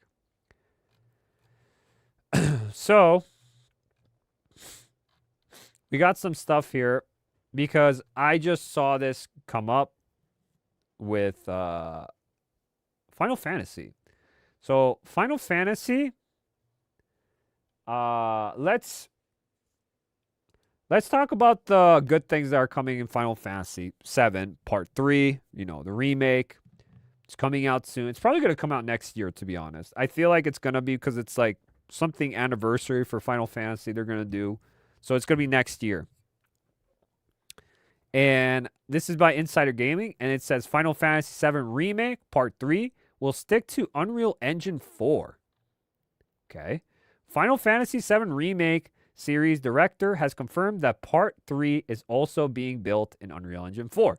Good, because Unreal Engine 5 has problems. Unreal Engine 4 has problems, but minor ones. They're more acceptable now because it's been a long time. And it's actually has more oomph to it. It still has a lot of things you can still use. A lot of developers that worked on Unreal Engine 5 and see problems, they went back to Unreal Engine 4. because it's still a good engine. It's not bad. 5, yeah, it has all the bells and whistles, but it has problems with optimization. It has problems in general in that department. Square Enix next big remake project, Final Fantasy VII Remake Part 3, which I don't know what it's going to be called. Reunion, Requiem, I don't know what. And though we haven't received any gameplay or any announcement video yet, the devs have shared plenty information. And there we go. What did it say? During a new interview, Final Fantasy Remake series director Nokio Hamaguchi revealed additional details about the Part 3, including continuation of Unreal Engine 4, which is fine because they would have to do the whole engine again if it was Unreal Engine 5, and it'll take years and years. They're like, we're doing this whole thing. The engine still looks good. We're just going to do it. It's like Unreal Engine 4.5 kind of deal now. They're on that. So they're just evolving the engine, trying to push as much as they can. And it still looks good. It still looks good. So I don't know what the problem is going forward to Unreal Engine 5. It's just more development. Hamaguchi first stated that the creative decision, Tinase Nomura, has decided on which title to go ahead with, and he has locked one of the 2 titles the devs were discussing. Next up, Unreal Engine 4. It seems the dev team discussed transferring the title's development to Unreal Engine 5. However, they later decided against it, which is a smart move. Even though how much I don't like some of the story elements in Final Fantasy VII remakes, that is a very smart move on their point. This is very smart, I think, of them. However, they later decided against it. Hamaguchi stated that they have made a lot of modification to fit our needs on Unreal Engine 4, which is why it's beneficial to work something the team is already familiar with. I wouldn't even mind them to use this engine still, even for the future for some games, to be honest. Hamaguchi also shared his views on AI, confirming that they don't really rely on the tech to come up with ideas. Hamaguchi and the team use it as tool to make their work smoother. Yes, because a lot of people do use AI, so that's not a problem. Or let AI take over mineral tasks. That's fine. It's a tool. Again, it's not going to take jobs. However, he added that AI is becoming more and more necessary and can create an environments where work is more effective and more creative. Options can be explored. Exactly. It could give you decisions and ideas that brainstorm ideas and give you ideas that you can work with. And that could help. So, yeah. So, good on them. And another thing they did was, again, another article from that. Final Fantasy VII Remake Part 3 will bring back the snowboarding minigame. Heck yeah, dude. Time to shred it down the slope, dudes. Time to shred it down the slope. Time to do it. Time to go fast, baby, down. Running around at the speed of sound. No, wait, that's Sonic the Hedgehog. But yeah, I remember that in the OG too. The OG snowboard scene. I wonder if they're going to just go into that after Rebirth into that. I don't know. We'll see. Fans can rejoice as the beloved snowboarding minigame is returning in more meaningful way in Final Fantasy VII Part 2 or Part 3. We keep learning more about more information on it. Here we go. Final Fantasy Remake series director Naoki Hamaguchi. I'm just going fast. Mentioned Part 3 snowboarding and Queen's Blood mini games in a new interview. Talking about Queen's Blood, the director reveals that he wants to expand and enhance the minigame to provide players the more power-up version in Part 3. Nice. Okay, cool. Regarding snowboarding, the director informed players that he can't reveal too many details about these minigames, but he knows how much they mean to fans. Hearts Hamaguchi did confirm that that it will not be a simple snowboarding minigame. Instead, they will cooperate it into the story to have that sort of connection with the theming of it. Okay, cool. So they're going to expand on the snowboarding stuff. Cool. Additionally, the director also discussed the development and progression of a remake. Coming along smoothly. And the team has been tracking on time for milestones they have asked for themselves. At this moment, the game is playable technically. However, further polishing is required to bring it to the level where they have released it. I think they're pretty much done with the game. They can play it beginning to end. It's just they're polishing it. They're fixing bugs for another year, and then it's going to come out next year. So good on them. They're doing pretty good with that, on track. Now, how the story's going to end and how they're going to wrap up all these differences from the original and some of the new things and old things, I don't know how that's going to act.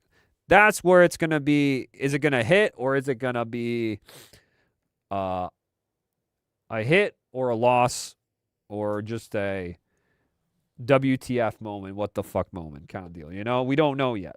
We don't know. Hey, yo, what the fuck? Hey, yo. But yeah. Yep. And that's Final Fantasy VII Remake. But now we have more to go through because we have more here for you guys with more Final Fantasy with GOG. GOG, few series have shaped gaming like Final Fantasy. Today, 4 iconic entries join GOG, DRM free and preserved for the future. Final Fantasy 3 3D Remastered, Final Fantasy 4 3D Remastered, a remake. These are remake. Okay, 3D remake, not remaster, remake for both of those. Final Fantasy 8 Remastered, that's the remaster, and Final Fantasy 9, which hasn't been touched really yet. Maybe it's for the better. These legendary adventures are ready to be rediscovered by longtime fans and newcomers alike. Relive the magic.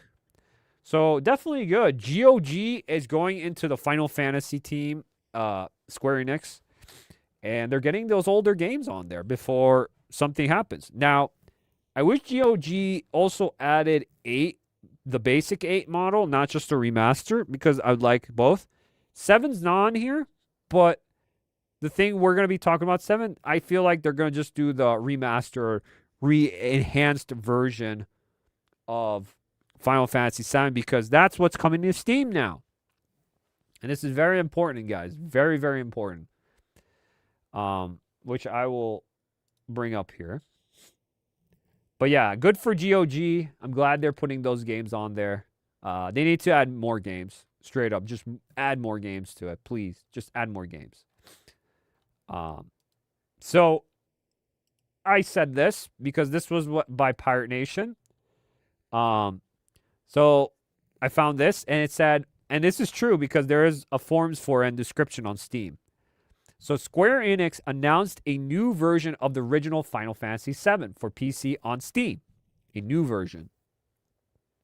It features an improved gameplay, experiences, and will be added free to the libraries of current owners of the existing Steam port. The old version will be renamed Final Fantasy VII 2013 Edition and removed from sale, though existing owners will keep access to it. Saves will not transfer between versions. No release date has been confirmed yet. Guys, you guys need to buy this game right now. If you want, the mods in this game are fantastic. The 7 Heaven mod, Echo S mods, dude, that's the remaster right there. The mods are the remaster. Now, this game, you better get this game now, guys. Right now, leave the stream on, go to Steam and buy this game right now if you haven't yet. Because it's I'm going to even search it right now. I'll search it right now for you guys. Right now. I have it already, so I'm good. Because get it now before it's gone. Because after it's gone,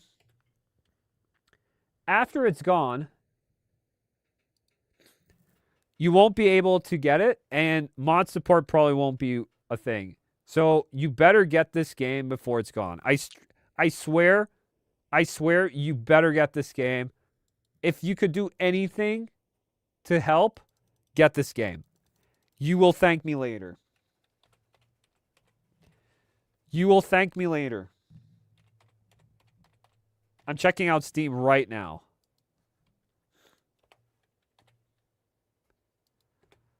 I'm checking out Steam right now for this game. Right now. I'm telling you how much it costs. And you should get it. There's literally a sale on Steam right now, guys. There's a sale on Steam for all the Final Fantasy games. And guess how much it costs, guys? Guess. I'll show you. $4.79. Holy shit. Oh my god! Thank me later, guys. Buy this game. I already have it in my library. I have this game before it's gone. Because this will be gone out of this rotation, and you won't be able to get the OG version, even though probably the enhanced is going to have some good things about it. Which you can, I think you can still have both, which is fine if you have both. But they won't give you this one like they have for Final Fantasy VIII, where they have the original and then they have the remaster. So get this one because Square is going to do Square does. They're going to do something where it could run like ass. They could change some things to be better and then just make it worse. Also, not even including censorship on there. But I'm just saying, get this game right now. You will thank me later. Trust me. Get this and get it on GOG, but it's not on GOG. Then get it on Steam. Because this is the only way you can play mods. This is the only way. This is like notifying you, please get this game. You've bought probably worse things for $4.79. Come on. Get this game. Trust me. It's cheap. It's worth your money. Grab it. It's a cop. You got to get this. Because this is a classic game. I'm been playing this right now with the mods too. I'm loving it, dude. I'm loving this game. You got to get this. It's like, I don't know how I have to say it to actually explain it, that this is so important for you guys to get it. But I know people are like, oh my God, I'm just going to wait for the new one. It's not a big deal. It's like, no, I wouldn't do that. I wouldn't do that. Because look, even I said it. Get this classic Final Fantasy VII game on Steam for like $4 before it's gone. And it's replaced by an enhanced version. Sounds good on paper, but in reality, a modern Square Enix alter or change things is questionable. Plus, don't forget about the fantastic mods made by fans too. Yup. That's what I said. That's what I said. So, and I saw others also posting that. I saw others posting about this too. So it's not just me telling you. Here's another one. Saw Hypnotic. You guys better buy the original Final Fantasy VII on Steam if you haven't already before the inevitable bullshit may come from this new enhanced version. He also put in quotation, enhanced version, because they want to enhance it for modern. No, I'm not gonna say modern honest. I think what they're gonna do is, what I've heard is, this version, the new one, is just gonna be some tweaks, like make the game go faster, some gameplay elements, cheats added to it. Like the console versions, they're going to do that. What they did like with Final Fantasy VIII Remaster or something. They're going to do stuff like that in this one. So, yeah, Mugen Lord. I just grabbed this current version on Steam from what the community is saying. the re-release will break the current mods. So there you go. It's most definitely will. Yeah, I had to grab it while I could. Looks like I'll be playing it on the PC for the first time. Hell yeah, baby. Yeah, but exactly. That's what I'm saying.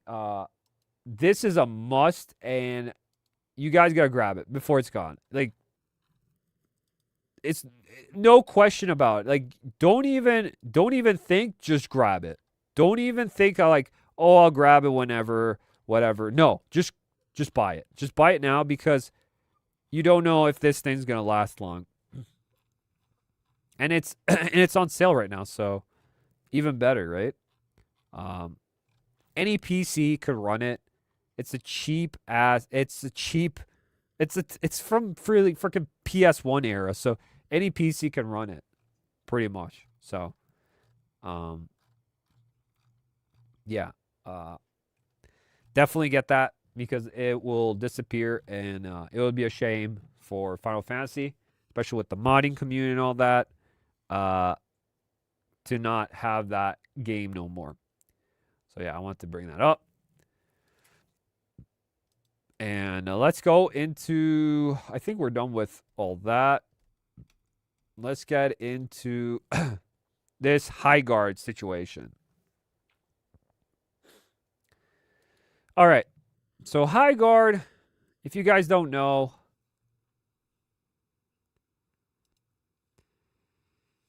Highguard, guys, if you don't know, is a game that was promoted on the Game Awards last year in December. Jeff Keighley ended the Game Awards with this game, Highguard. He praised it. He said he can't wait. I'm so excited to show off this thing from the creators of Titanfall and Apex Legends.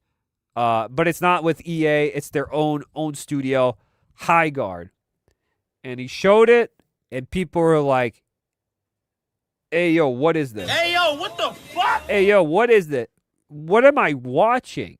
And I still felt like that, even when they said this is coming out in January, and it's going to be free to play. And I was like, wait, what is this? And he was hyping up like it's the best FPS game you've ever played, kind of deal, you know? Well, it came out this Monday. People have played it. People have tried it out. And let's see how it's doing right now. Let me refresh. Guys, Highguard. I call it low guard because it's doing low in the numbers right now. So, holy shit. Holy shit. So right now, it's a Friday. This might increase. This might increase, guys. This might go back up to 97,249, which was all-time peak, which isn't bad. You know, servers had problems because there was too much people going in. It's a free-to-play game. I understand. People want to check it out, play it. Most actually wanted to just watch people play it and not play it because everyone was iffy about this game and it didn't look too good. And it looks like right now 7,158. That could change overnight. That could change over the weekend. We'll see. We'll update on that. We'll see if anything goes. But see this peak up here started. It just went down. It tried to go up a little bit here. And then down again. And up. Down, down, down, down she goes. Just down, down, down. Reviews, 99.38% reviews. Pretty bad, dude. It was worse before, I think, but not doing so hot. So this is the thing Jeff Keighley was so promoting. Highguard, this is the Geeks and Gamers again. Highguard player count caters by 90%. Craters to 90% right after release as internet dunks on Jeff Keighley. There you go. Whew. It wasn't good. I haven't played it myself. I was thinking about hopping on and trying it out myself, to be honest, guys. But the more I saw other people play this game and how I looked at it, it's not because, like, people say, oh, you don't know how it feels. You got to play it for yourself. I'm like, I'm seeing it, and it just doesn't look fun. It doesn't look that good. It looks so generic, mid first-person shooter kind of game. The shooting looks kind of okay at best. And some of the mechanics of it, like the tower defense to shielding the base, destroying the base, getting the sword breaker, which opens up the shield, where you infiltrate the base, you put the bombs on it, and you blow up, and then you win the game. But in between, when you start your base, you build it with, refine it, shield it up, and then you go into the storekeeper, you buy stuff from a storekeeper, and then you mine for crystals. It's like, and then you ride your horses into battle, but it takes like a couple of minutes for you to get all your loot because the maps are too big and huge. Like, it's just convoluted of just setting up. And when actually the action does happen, it's kind of like comes and goes, and it's just like, It's a game that's trying to copy a lot of other games, and it's just losing its identity where it doesn't feel fresh. It just feels like every other game I've played before. Like, everything's Apex Legends, Fortnite. I don't know what else. I'm trying to think what else they have. Some tower defense game. I don't know. A bunch of different games are combining in that. And it's just like, Looks kind of boring. Overwatch, yeah, that too, because it's the heroes. Just days after launching on nearly 100,000 concurrent players, almost count on Steam, Highguard has suffered a dramatic and ongoing collapse, with current concurring belonging just above 10,000 players. The sharp decline has neglected criticism of the game's high-profile promotion at the Game Awards and raised questions about whether the title was oversold for audiences before it was ready. I have a question too, because I think Jeff Keighley has some sort of stake in this. He has some sort of something that he's interested in this company. I don't know what it is, but he just loves this game. He's been promoting it constantly. Most people just forgot and didn't care. Then it rose up because it was dropped. Jeff was promoting it like crazy, and people checked it out, and people just bailed. They're like, this is not a game for me. No thanks. I tried it. It needs work. Maybe later I'll jump in. But I could just play Arc Raiders. Or I could play Marvel Rivals. Better games right now that are in that position. And I'm like, yeah. You can play better games than that right now. Or even Fortnite. This is why I'm saying live service is not the way to go with these games. Some of these single players, if it hits, it hits. If it doesn't, that stinks. But live service, it's a risk to do live service right now. It's a risk. If it's only online, you better be getting the best kind of gameplay, the smoothest, best character designs, everything the best. Because if it doesn't hit online, that game's not going to survive. Straight up. Straight up. There are games on there, of course, that have ups and downs on online, which is the thing. Yes, that happens. New updates and people join in, blah, blah, blah. You know, that happens. I still play once in a while First Descendant. I like the game. I know it doesn't have that much of a following, but there is a niche community of people that like that game, and I still play it once in a while. I also play like Marvel Rivals. I like that too. That's more people play that all the time. Kind of game like that. Or like Arc Raiders or Fortnite or even Call of Duty or anything. But this, for a free-to-play game, is pretty pathetic. Not gonna lie. At the beginning, I was like, oh shit, it might be 100,000 for a free game. That's not too bad, you know, for not knowing much about the game. According to the publicity available, SteamDB tracking, yep, so it was that. We know this. The Game Awards revealed that set unrealistic expectations. That's the problem. Unrealistic expectations and promotion to be so fantastic when all the shills flew out, they got all their tickets, tried it out, and they came back and they're saying, this is so wonderful. This is the best shooter you're ever going to play. Blah, blah, blah, blah, blah. Yeah, yeah. No. No! No, not at all. No. Yeah. So, paid off shills, and that's what happened.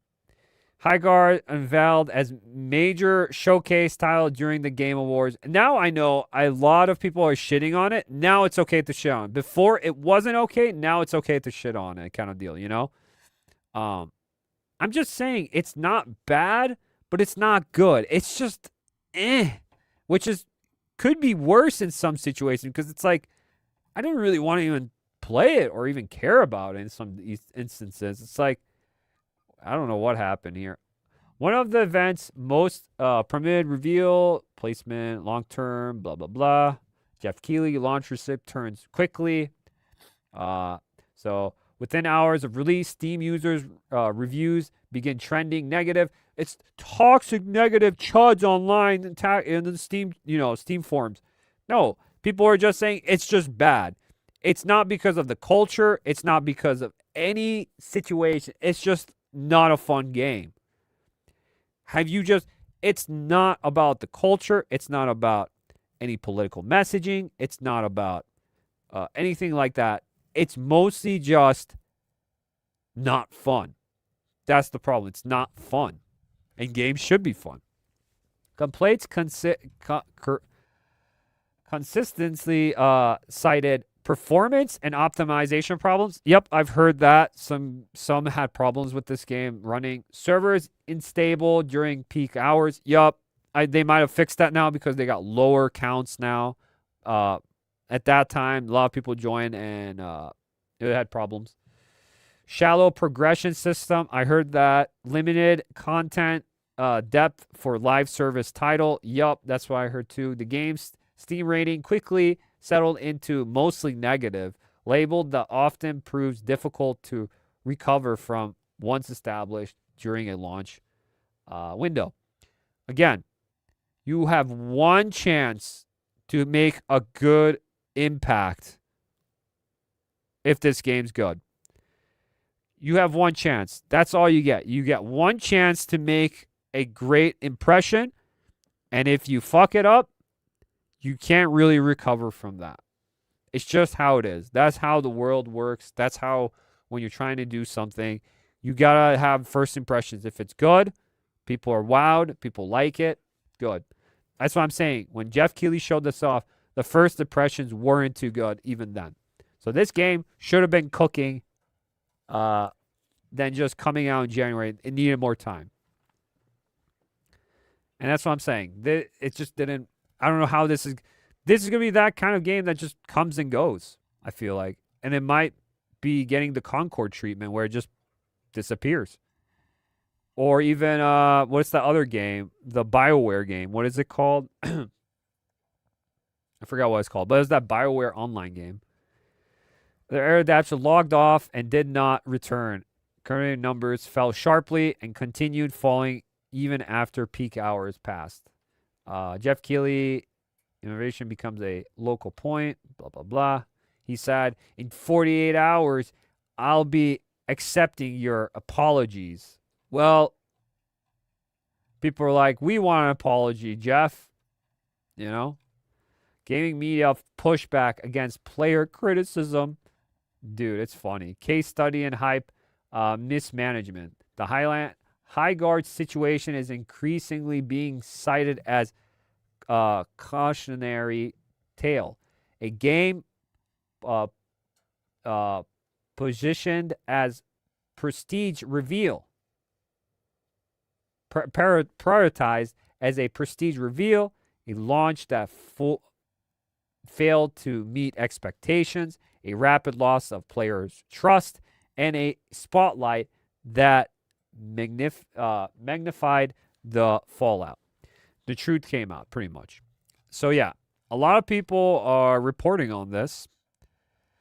That's what I'm talking about too, because it is a topic of a bigger part of the industry that's the toxic positivity in the industry of gaming, especially, and in other entertainment spaces, where it's promoted to be typed too much when in reality, it's just not that good. It's not that fun. It's not a game that has any. Even like this character, everything about it looks forgettable. It's just forgettable. It doesn't look good. Like, at least have the characters look good. But none of the characters look that good either. It's just very bland. Very bland game. Very bland. I'll show you more, guys. It's just, it's kind of upsetting that this is how it is, but it's just how it goes, guys.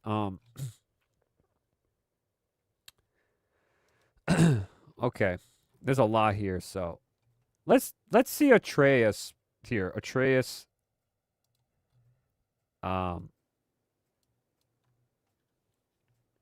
Atreus here on Twitter or /X. He posted this. He's pretty true with this one. I miss the days when people just played games they were interested in and shut the fuck up about games they aren't. Some dumbass Highguard fan. Yeah. Shut the fuck about these games aren't that good. Like, no, this is like you can like it or not, that's fine. But let's be real. Most of the people that have played it or have seen it moved on, or they don't care. It's because it's not resonating with people. This kind of game is not resonating with people no more. So it's a fad. It's a fad kind of game that came and went, and it's not working no more. Let's check out what he says. It's 2004. You're a gamer, but you have responsibilities. Wife, kids, full-time job, a limited budget. These games are $40 and $50 you just can't frivolously spend on video games. And you don't have time to read every Game Informer magazine, okay? You don't have time to turn the TV on and watch Adam Sessler's stupid ass on X-Play, all right? The only Yeah, Adam Sessler lost his mind on X-Play and G4 back in the day. only time where you hear about whether or not a game is good enough for you to buy is when you talk to the local EB Games clerk or GameStop clerk. So you skim through an IGN article, a Polygon article, or a Kotaku article, and they say, hey, yo, this game is a 9 out of 10. It's amazing. You take it home, you boot it up, and that shit is garbage, okay? It's trash. But again, you're an adult. You got responsibilities. You want to take it back, but you got the rest of the week to go. By the end of the week, you take it back to GameStop, and they look you dead in your eye and say, we'll give you $5 for it. After you get finished raging, you go home, jump in your time machine, and jump to 2026. Now when the game is coming out, you're not reading any articles. You're not talking to EB Games or GameStop. You watching your favorite content creators. The ones who you trust, you've watched them, you know what their taste is like. You know what they like is similar to yours. And so when they tell you a game is really good, you trust it. You play the game, you're like, holy shit, this is really good. When they say a game is terrible, you trust it. They don't go out and buy it, and then they watch everybody else go through the dumpster fire. See, that's what modern gaming is. Oh, I miss the days where people would just either play the game or just don't play at all. You don't have to talk about it. Bitch, shut up! Yes, we do! And Highguard is a prime example of it. Exactly. Just play the game. Stop talking about it, this and this. Because that's the problem. If things need to change and you're getting bored of these games, like a lot of people are going back and playing retro games. Why is that? Because the games are garbage, like he said. They're garbage. So it's right now, at this point, like he said, trust the people you want to listen to and understand, the content creators and stuff. And that's where the trust will come, because if this person says, I like the game, and another person says, I don't like the game, yeah, everyone has their own opinion, why they don't like it, why they like it, why they don't like it, kind of deal. But at least you have an understanding why this game sucks and why it's good or not, at least. You're not freaking hearing it from shills that constantly say, this game is it's 10 out of 10, AAA experience. I love everything about this. And this is like, that's unrealistic, guys. An unrealistic take, and that's not perfect. Nothing's perfect. Nothing's perfect, but you can still enjoy things that are actually pretty decent and good and amazing at sometimes. And it does happen a lot. But this is what I'm talking about. He's saying as a point with this toxic positivity BS that's happening now, where people are saying things that are not true, especially online as well. So you got to be careful who you trust and who you don't trust. But there are things where it's not true. And then they call people like, you know, me and others, you know, shills, grifters, all this and that, when we're just saying things that actually are our own opinion. We're not affiliated with anyone. We're just saying things that are coming out of our heads and what we see and think, and we use critical thinking, you know, common sense, and see how it is. Sometimes, even in different communities, people have disagreements. It's okay to agree to disagree at some points, you know. Just how conversation goes in a lot of communities and places. But telling people this and that when it's not true, that's actually that's when it's disgenuine. And that's when the problem happens, when you're disgenuine and you put this idea into everyone and then you just move along and it's just like, hey, yo, you just told me that this game was wonderful and you stop playing it. Why is that? And then you just move on. You're like, nah, I'm not going to talk about that. I'm not going to talk about that. Let's play something else. It's like you're promoting it constantly and then you say it's not good or what? No, it's good. It's good. I just want to move on. No, it's not good. Let's be honest here. Just say it as is. It's not a good game. So that's what he's telling. So this shit needs to stop. Because you niggas tried your best. You tried. I told you. No, this is a horrible frame. This is a horrible frame for a trace. And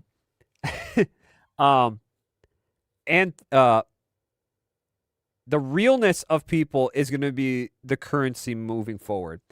People are not interested in this fakery anymore. People are interested in real,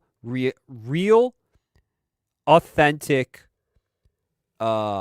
individuals that have a say in something. If they're real, they're not fake, they're not showing this fakery on that.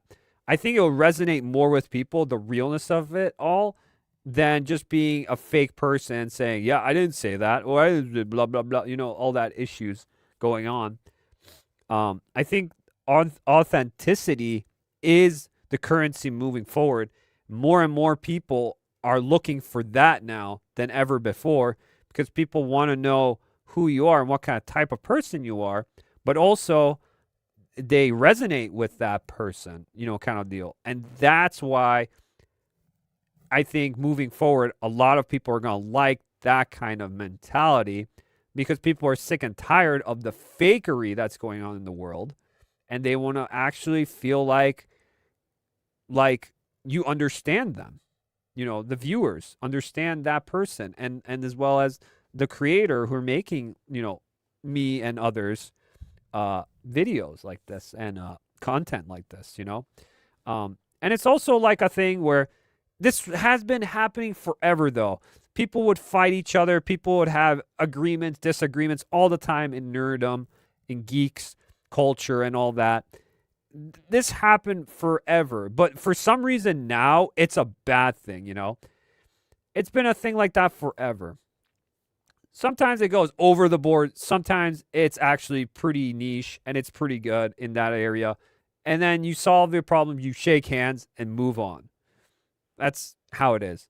But this is what we're talking about, that if the industry needs to change, it has to be more authentic, more real, and it's going to have to deliver the things customers and fans or gamers in this situation want.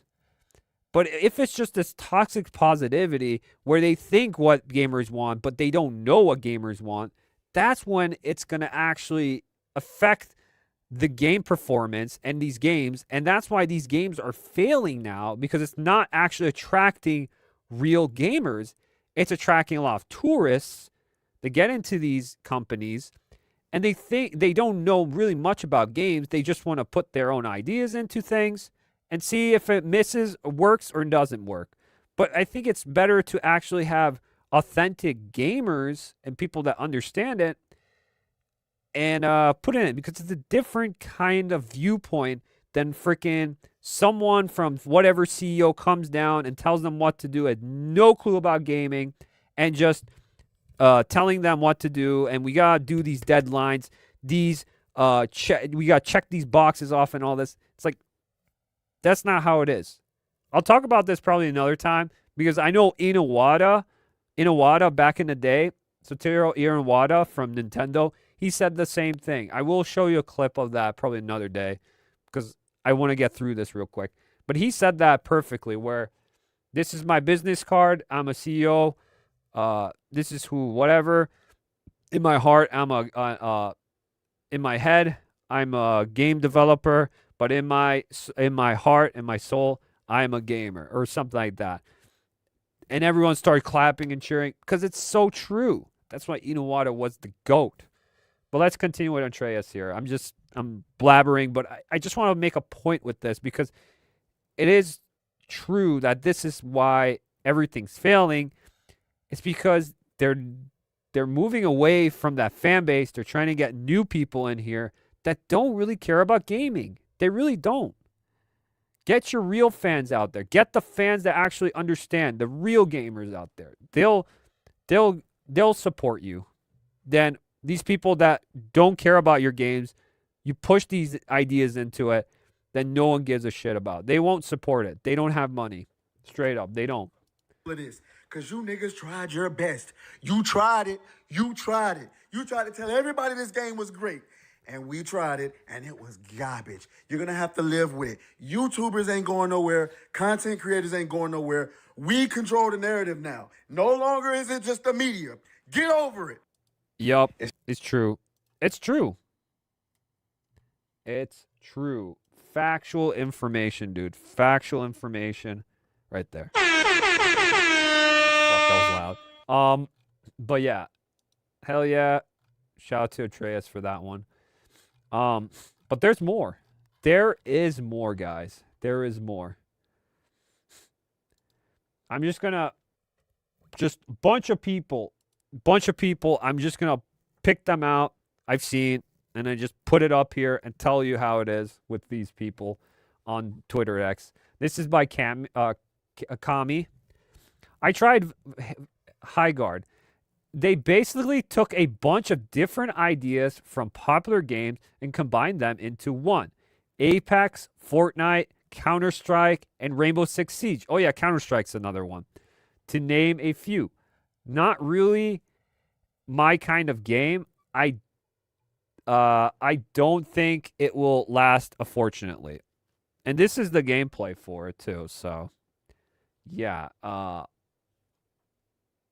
not that good. Not that good, just letting you know. We saw that.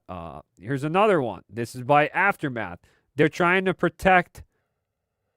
This is Aftermath is another people that left Kotaku went to this company Aftermath. They created this one. This is pretty much another kind of shill media platform that probably no one knows about. Highguard is yet another victim of rapidly decaying internet. That's crazy.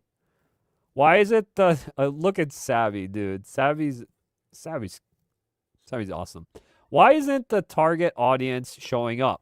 It has nothing to do with rapidly decaying internet, because Marvel Rivals doesn't have this particular issue. Neither do a few other games. It's okay to say the game is slop and bad. They have no chat function for typing. They don't? That's crazy. No scoreboard, despite wanting to be the new competitor. Itchy to scratchy. Nevertheless, large maps. Outsourced the heroes of the hero shooter. Outsourced the heroes of... Dude, it really was outsourced? Holy shit, that's crazy. Manage to play for a direct of vibes, culture, managed instead of in-house artists. It won't kill you to be objective, but a game objective about a game. Because that's the facts. You're a clown. My take, clown. Welcome home. That's crazy. That's crazy. So yeah.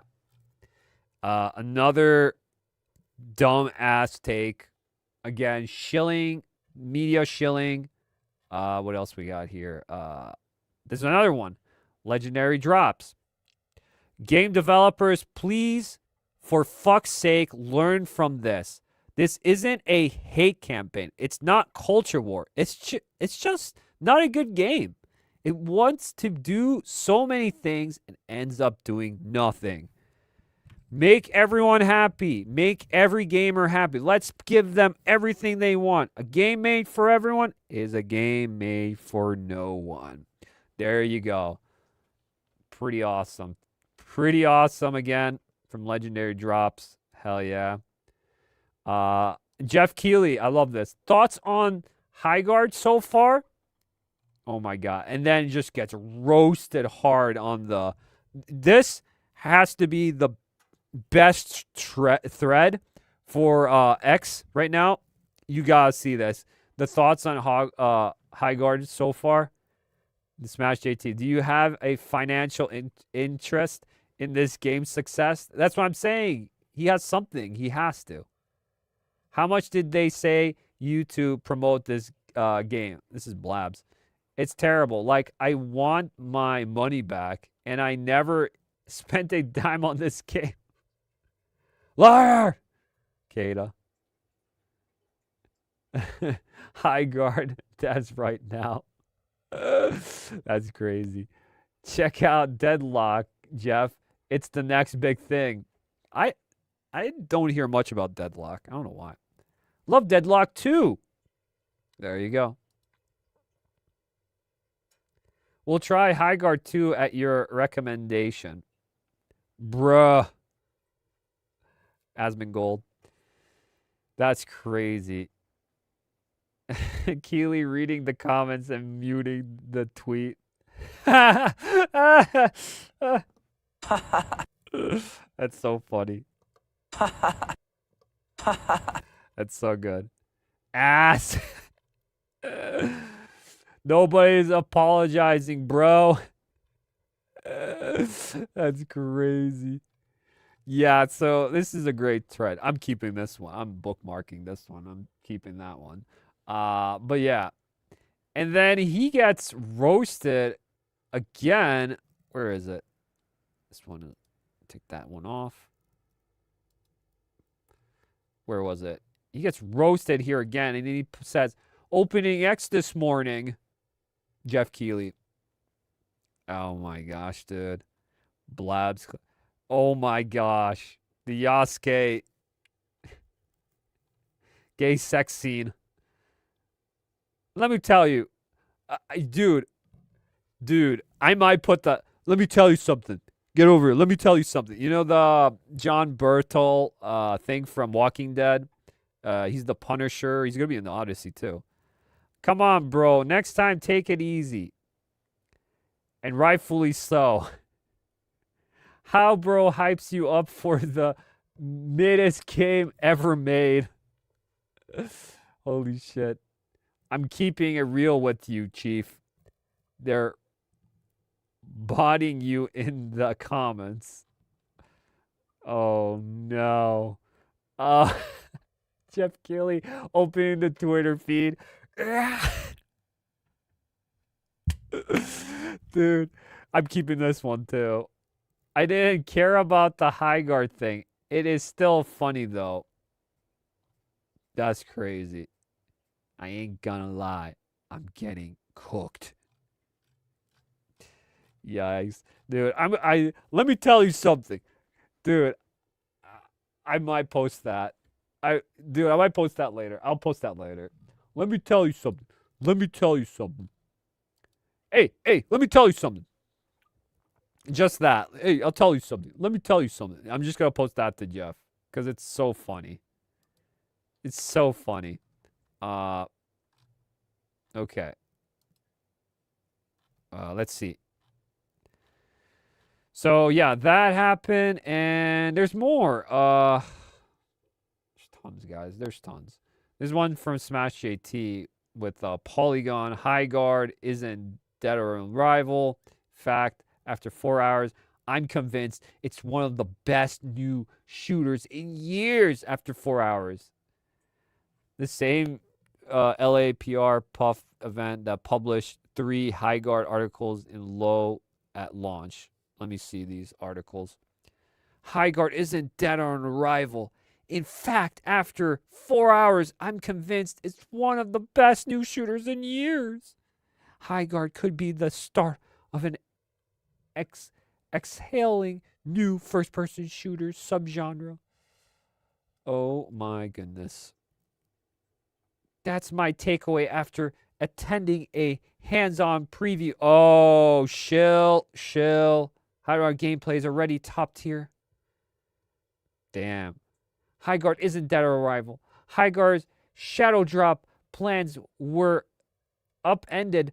The Game Awards said CEO. Oh, yeah, I heard that. So the CEO of Highguard, he said he didn't want Jeff to actually promote his game at the end, but he did it anyways because he had early access, Jeff, and he really liked it, so he wanted to promote it at the end. It was supposed to be shadow dropped. So, yeah. It was chaos inside the Highguard team's years-long renovation of the first-person shooter. Dude, that's so funny. That's so dumb. So retarded. Polygon. That's crazy. PC Gamer says, Highguard deserves a chance. Review bombing doesn't help anyone. Let me see. Highguard deserves a chance. So don't kill it off of spite. Of course, PC Gamer would say that. Of course they would say that. Why wouldn't they say that? Of course they would say that. Highguard is fine when you don't have any internet in your ear telling you it's nasty. Hey, yo, what the fuck? Yeah, exactly. PC Gamer, bunch of shills, washed up. So that's what you get. Here's one by Coco. Let me see. You know it's bad when Highguard removed from the creators of Apex and Titanfall from their description. That's crazy, bro. Holy shit. They had it and then they took it down after the negative reviews. That's crazy. Holy shit, dude. That's crazy. That's crazy. Here's another one. Honest review on Highguard. This is by Samito? I don't know. Made me want to play the finals. Oh, finals is actually pretty decent. Finals is a good game. That's a free-to-play game, and it's actually really good. Better. I like the destructible environments and stuff. It's pretty cool. Pretty good game. Gunplay is super meh. Felt like Apex to me, which I never loved. Based. I didn't like Apex. I tried Apex Legends. I never liked it.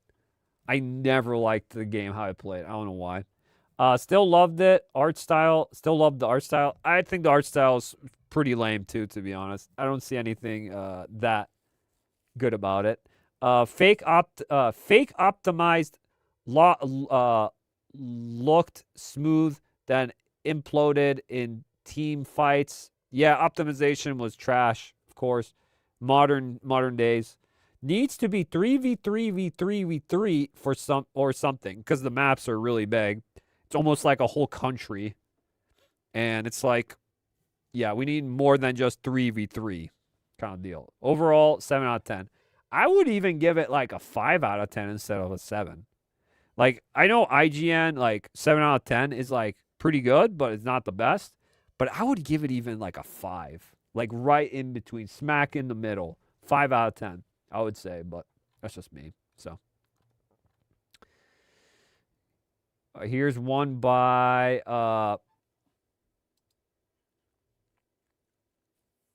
Kyle. Highguard as ex-Concord devs and can't sell itself without consistent Apex or Titanfall mention. But the Concord is all over it. Confused approach, struggle-worthy design. People won't try half the characters before they're done. That's crazy. And I think that is true. The Concord, they want to keep that hidden because I think there is Concord devs working on this game. So another reason why it's not doing so hot. Not doing so hot with that. Thoughts on it so far. Here's more. This is Tim the Tap Man and Ninja playing with a rando teammate. Wanted to quit Highguard after not even playing a full game. Not even paid streamers want to play it. That's crazy. Check this out. Play. And now me and this other guy have to stop the shield. Hey guys, I'm sorry. This game is very, very boring. I'm gonna leave. Oh, he's gonna leave. All right, our random? Yeah. You're gonna leave? So if you guys didn't hear, he said, this game is, sorry guys, I'm going to leave. This game is very, very boring. So that's what he said. And he actually left. Because he's just bored out of his mind. And Tim the Tap Man and Ninja are like, holy shit, he's left. I don't know. This game is. Yo, bro played one game and he's out, dude. Yo.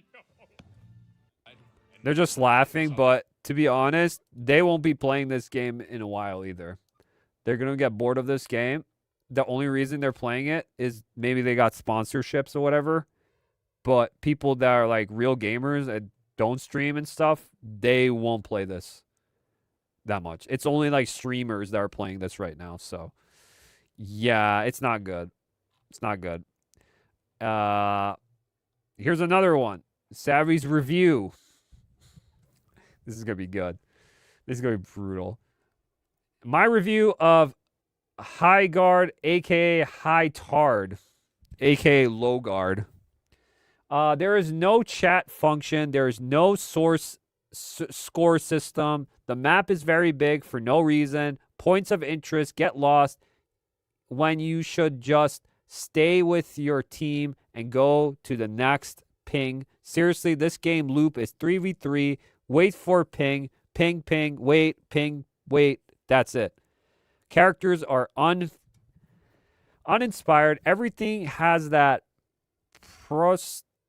procedurally generated UE4 look with minimal effort. Emotes do not make sense. Store is ridiculous in pricing. $20 for a bundle of mounts you can't really even see while using for mounting. You should be in full cam mode to see it. That's so true, dude. I say that also in Call of Duty when you get all this stuff. You see your weapon, whatever looks at it. But when you get the model of the skin, you're not going to be looking at your model of your skin. You're just going to look at his hands and then the gun. Like, it's so dumb. Besides, I guess, some finishers. You could do like a finishing attack, I guess, but I don't know. Giant map for 3v3 screams. No one's actually communicating in the team. Website is also all over the place, and nothing really tells you what to do and what little lore there is. Feels very chat GPT. I could see that. There is nothing about this game that makes me care about it. There were no hero spotlights, no cutscenes, nothing of interest, no reason why the map should be so big. Generally, this game is just a waste of everyone's time, from the people who made it, who are leeching off whatever they particularly attached themselves to prior to the players. The game was so bad and uninteresting. I left mid-match. I didn't care enough to keep playing. I didn't even do that when testing out games with 3v3. That's crazy. Streamers will not want to stream a no-score game. True competitive players will not want to interact with something without score or chatting. Their roadmap is absolute, and honestly, I don't see it lasting long at all. They didn't even give you anyone to goon over. True that. Goon over to make up for the ridiculous waste of time. With Overwatch being free, there was no reason for them to copy paste Moria and try to do Moria's and try to do a Moria at home thing. I deserve a refund for this, and the game is free. Again, the same thing. Bro, that's crazy of a review. That's crazy. That was pretty loud. It's always loud. The horn's always loud. But that is a crazy review. That is absolutely insane. We're not done yet. There's more here, guys. God Empress of Mankind.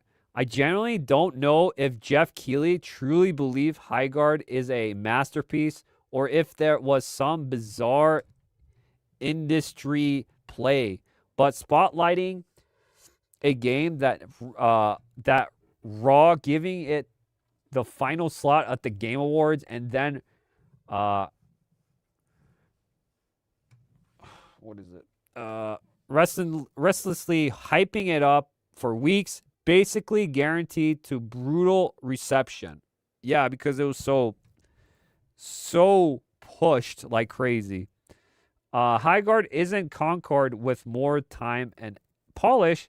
It could have been perfectly enjoyable, but as it is, it's a mediocre game in an oversaturated market, and treating it like the second coming only set up for a spectacular facepalm.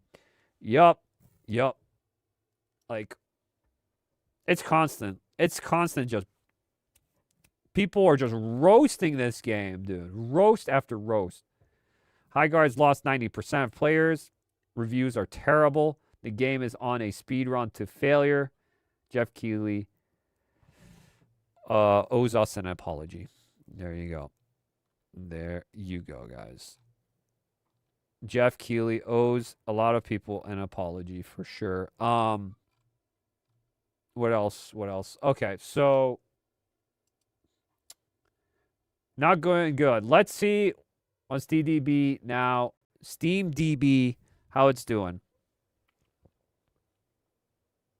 Not much better. 7,832 still, guys. Not much better. So there you go. I'm not going to look at the Steam forums because they're pretty spicy for them, the chat. But it's glorious how Steam's destroying this game. It's glorious, to be honest. Yeah, my expectations for this game when I first saw it, did not care about it at all. And even when it came out, still didn't care about it at all. I was like, maybe I'll give it a shot. Maybe, since it's free to play, it could not hurt. But after all this, I really don't care. I saw gameplay of it, and it really doesn't. I don't really care. There's more people, viewers right now. 24-hour peak. There was more people, like a few days ago I saw. There was more people watching this game on viewers, like on Twitch or something, than playing the game, which is free to play. So that means it's not good. People are checking out from other creators to see how it plays or how it does before actually downloading, giving it a shot. That's insane. And that's why they get all these shield streamers out here to say these things. You know, they have an NDA to say probably that. They can't actually speak their mind, which when you have something like that, you turn it down. I would turn it down. I would not want that. Plus, it ruins your credibility, too. Why would you want to shell for something that hard and then lose your credibility, just lose your followers and everyone else, right? For that, it doesn't make no sense, but I guess shell's got to shill, I guess.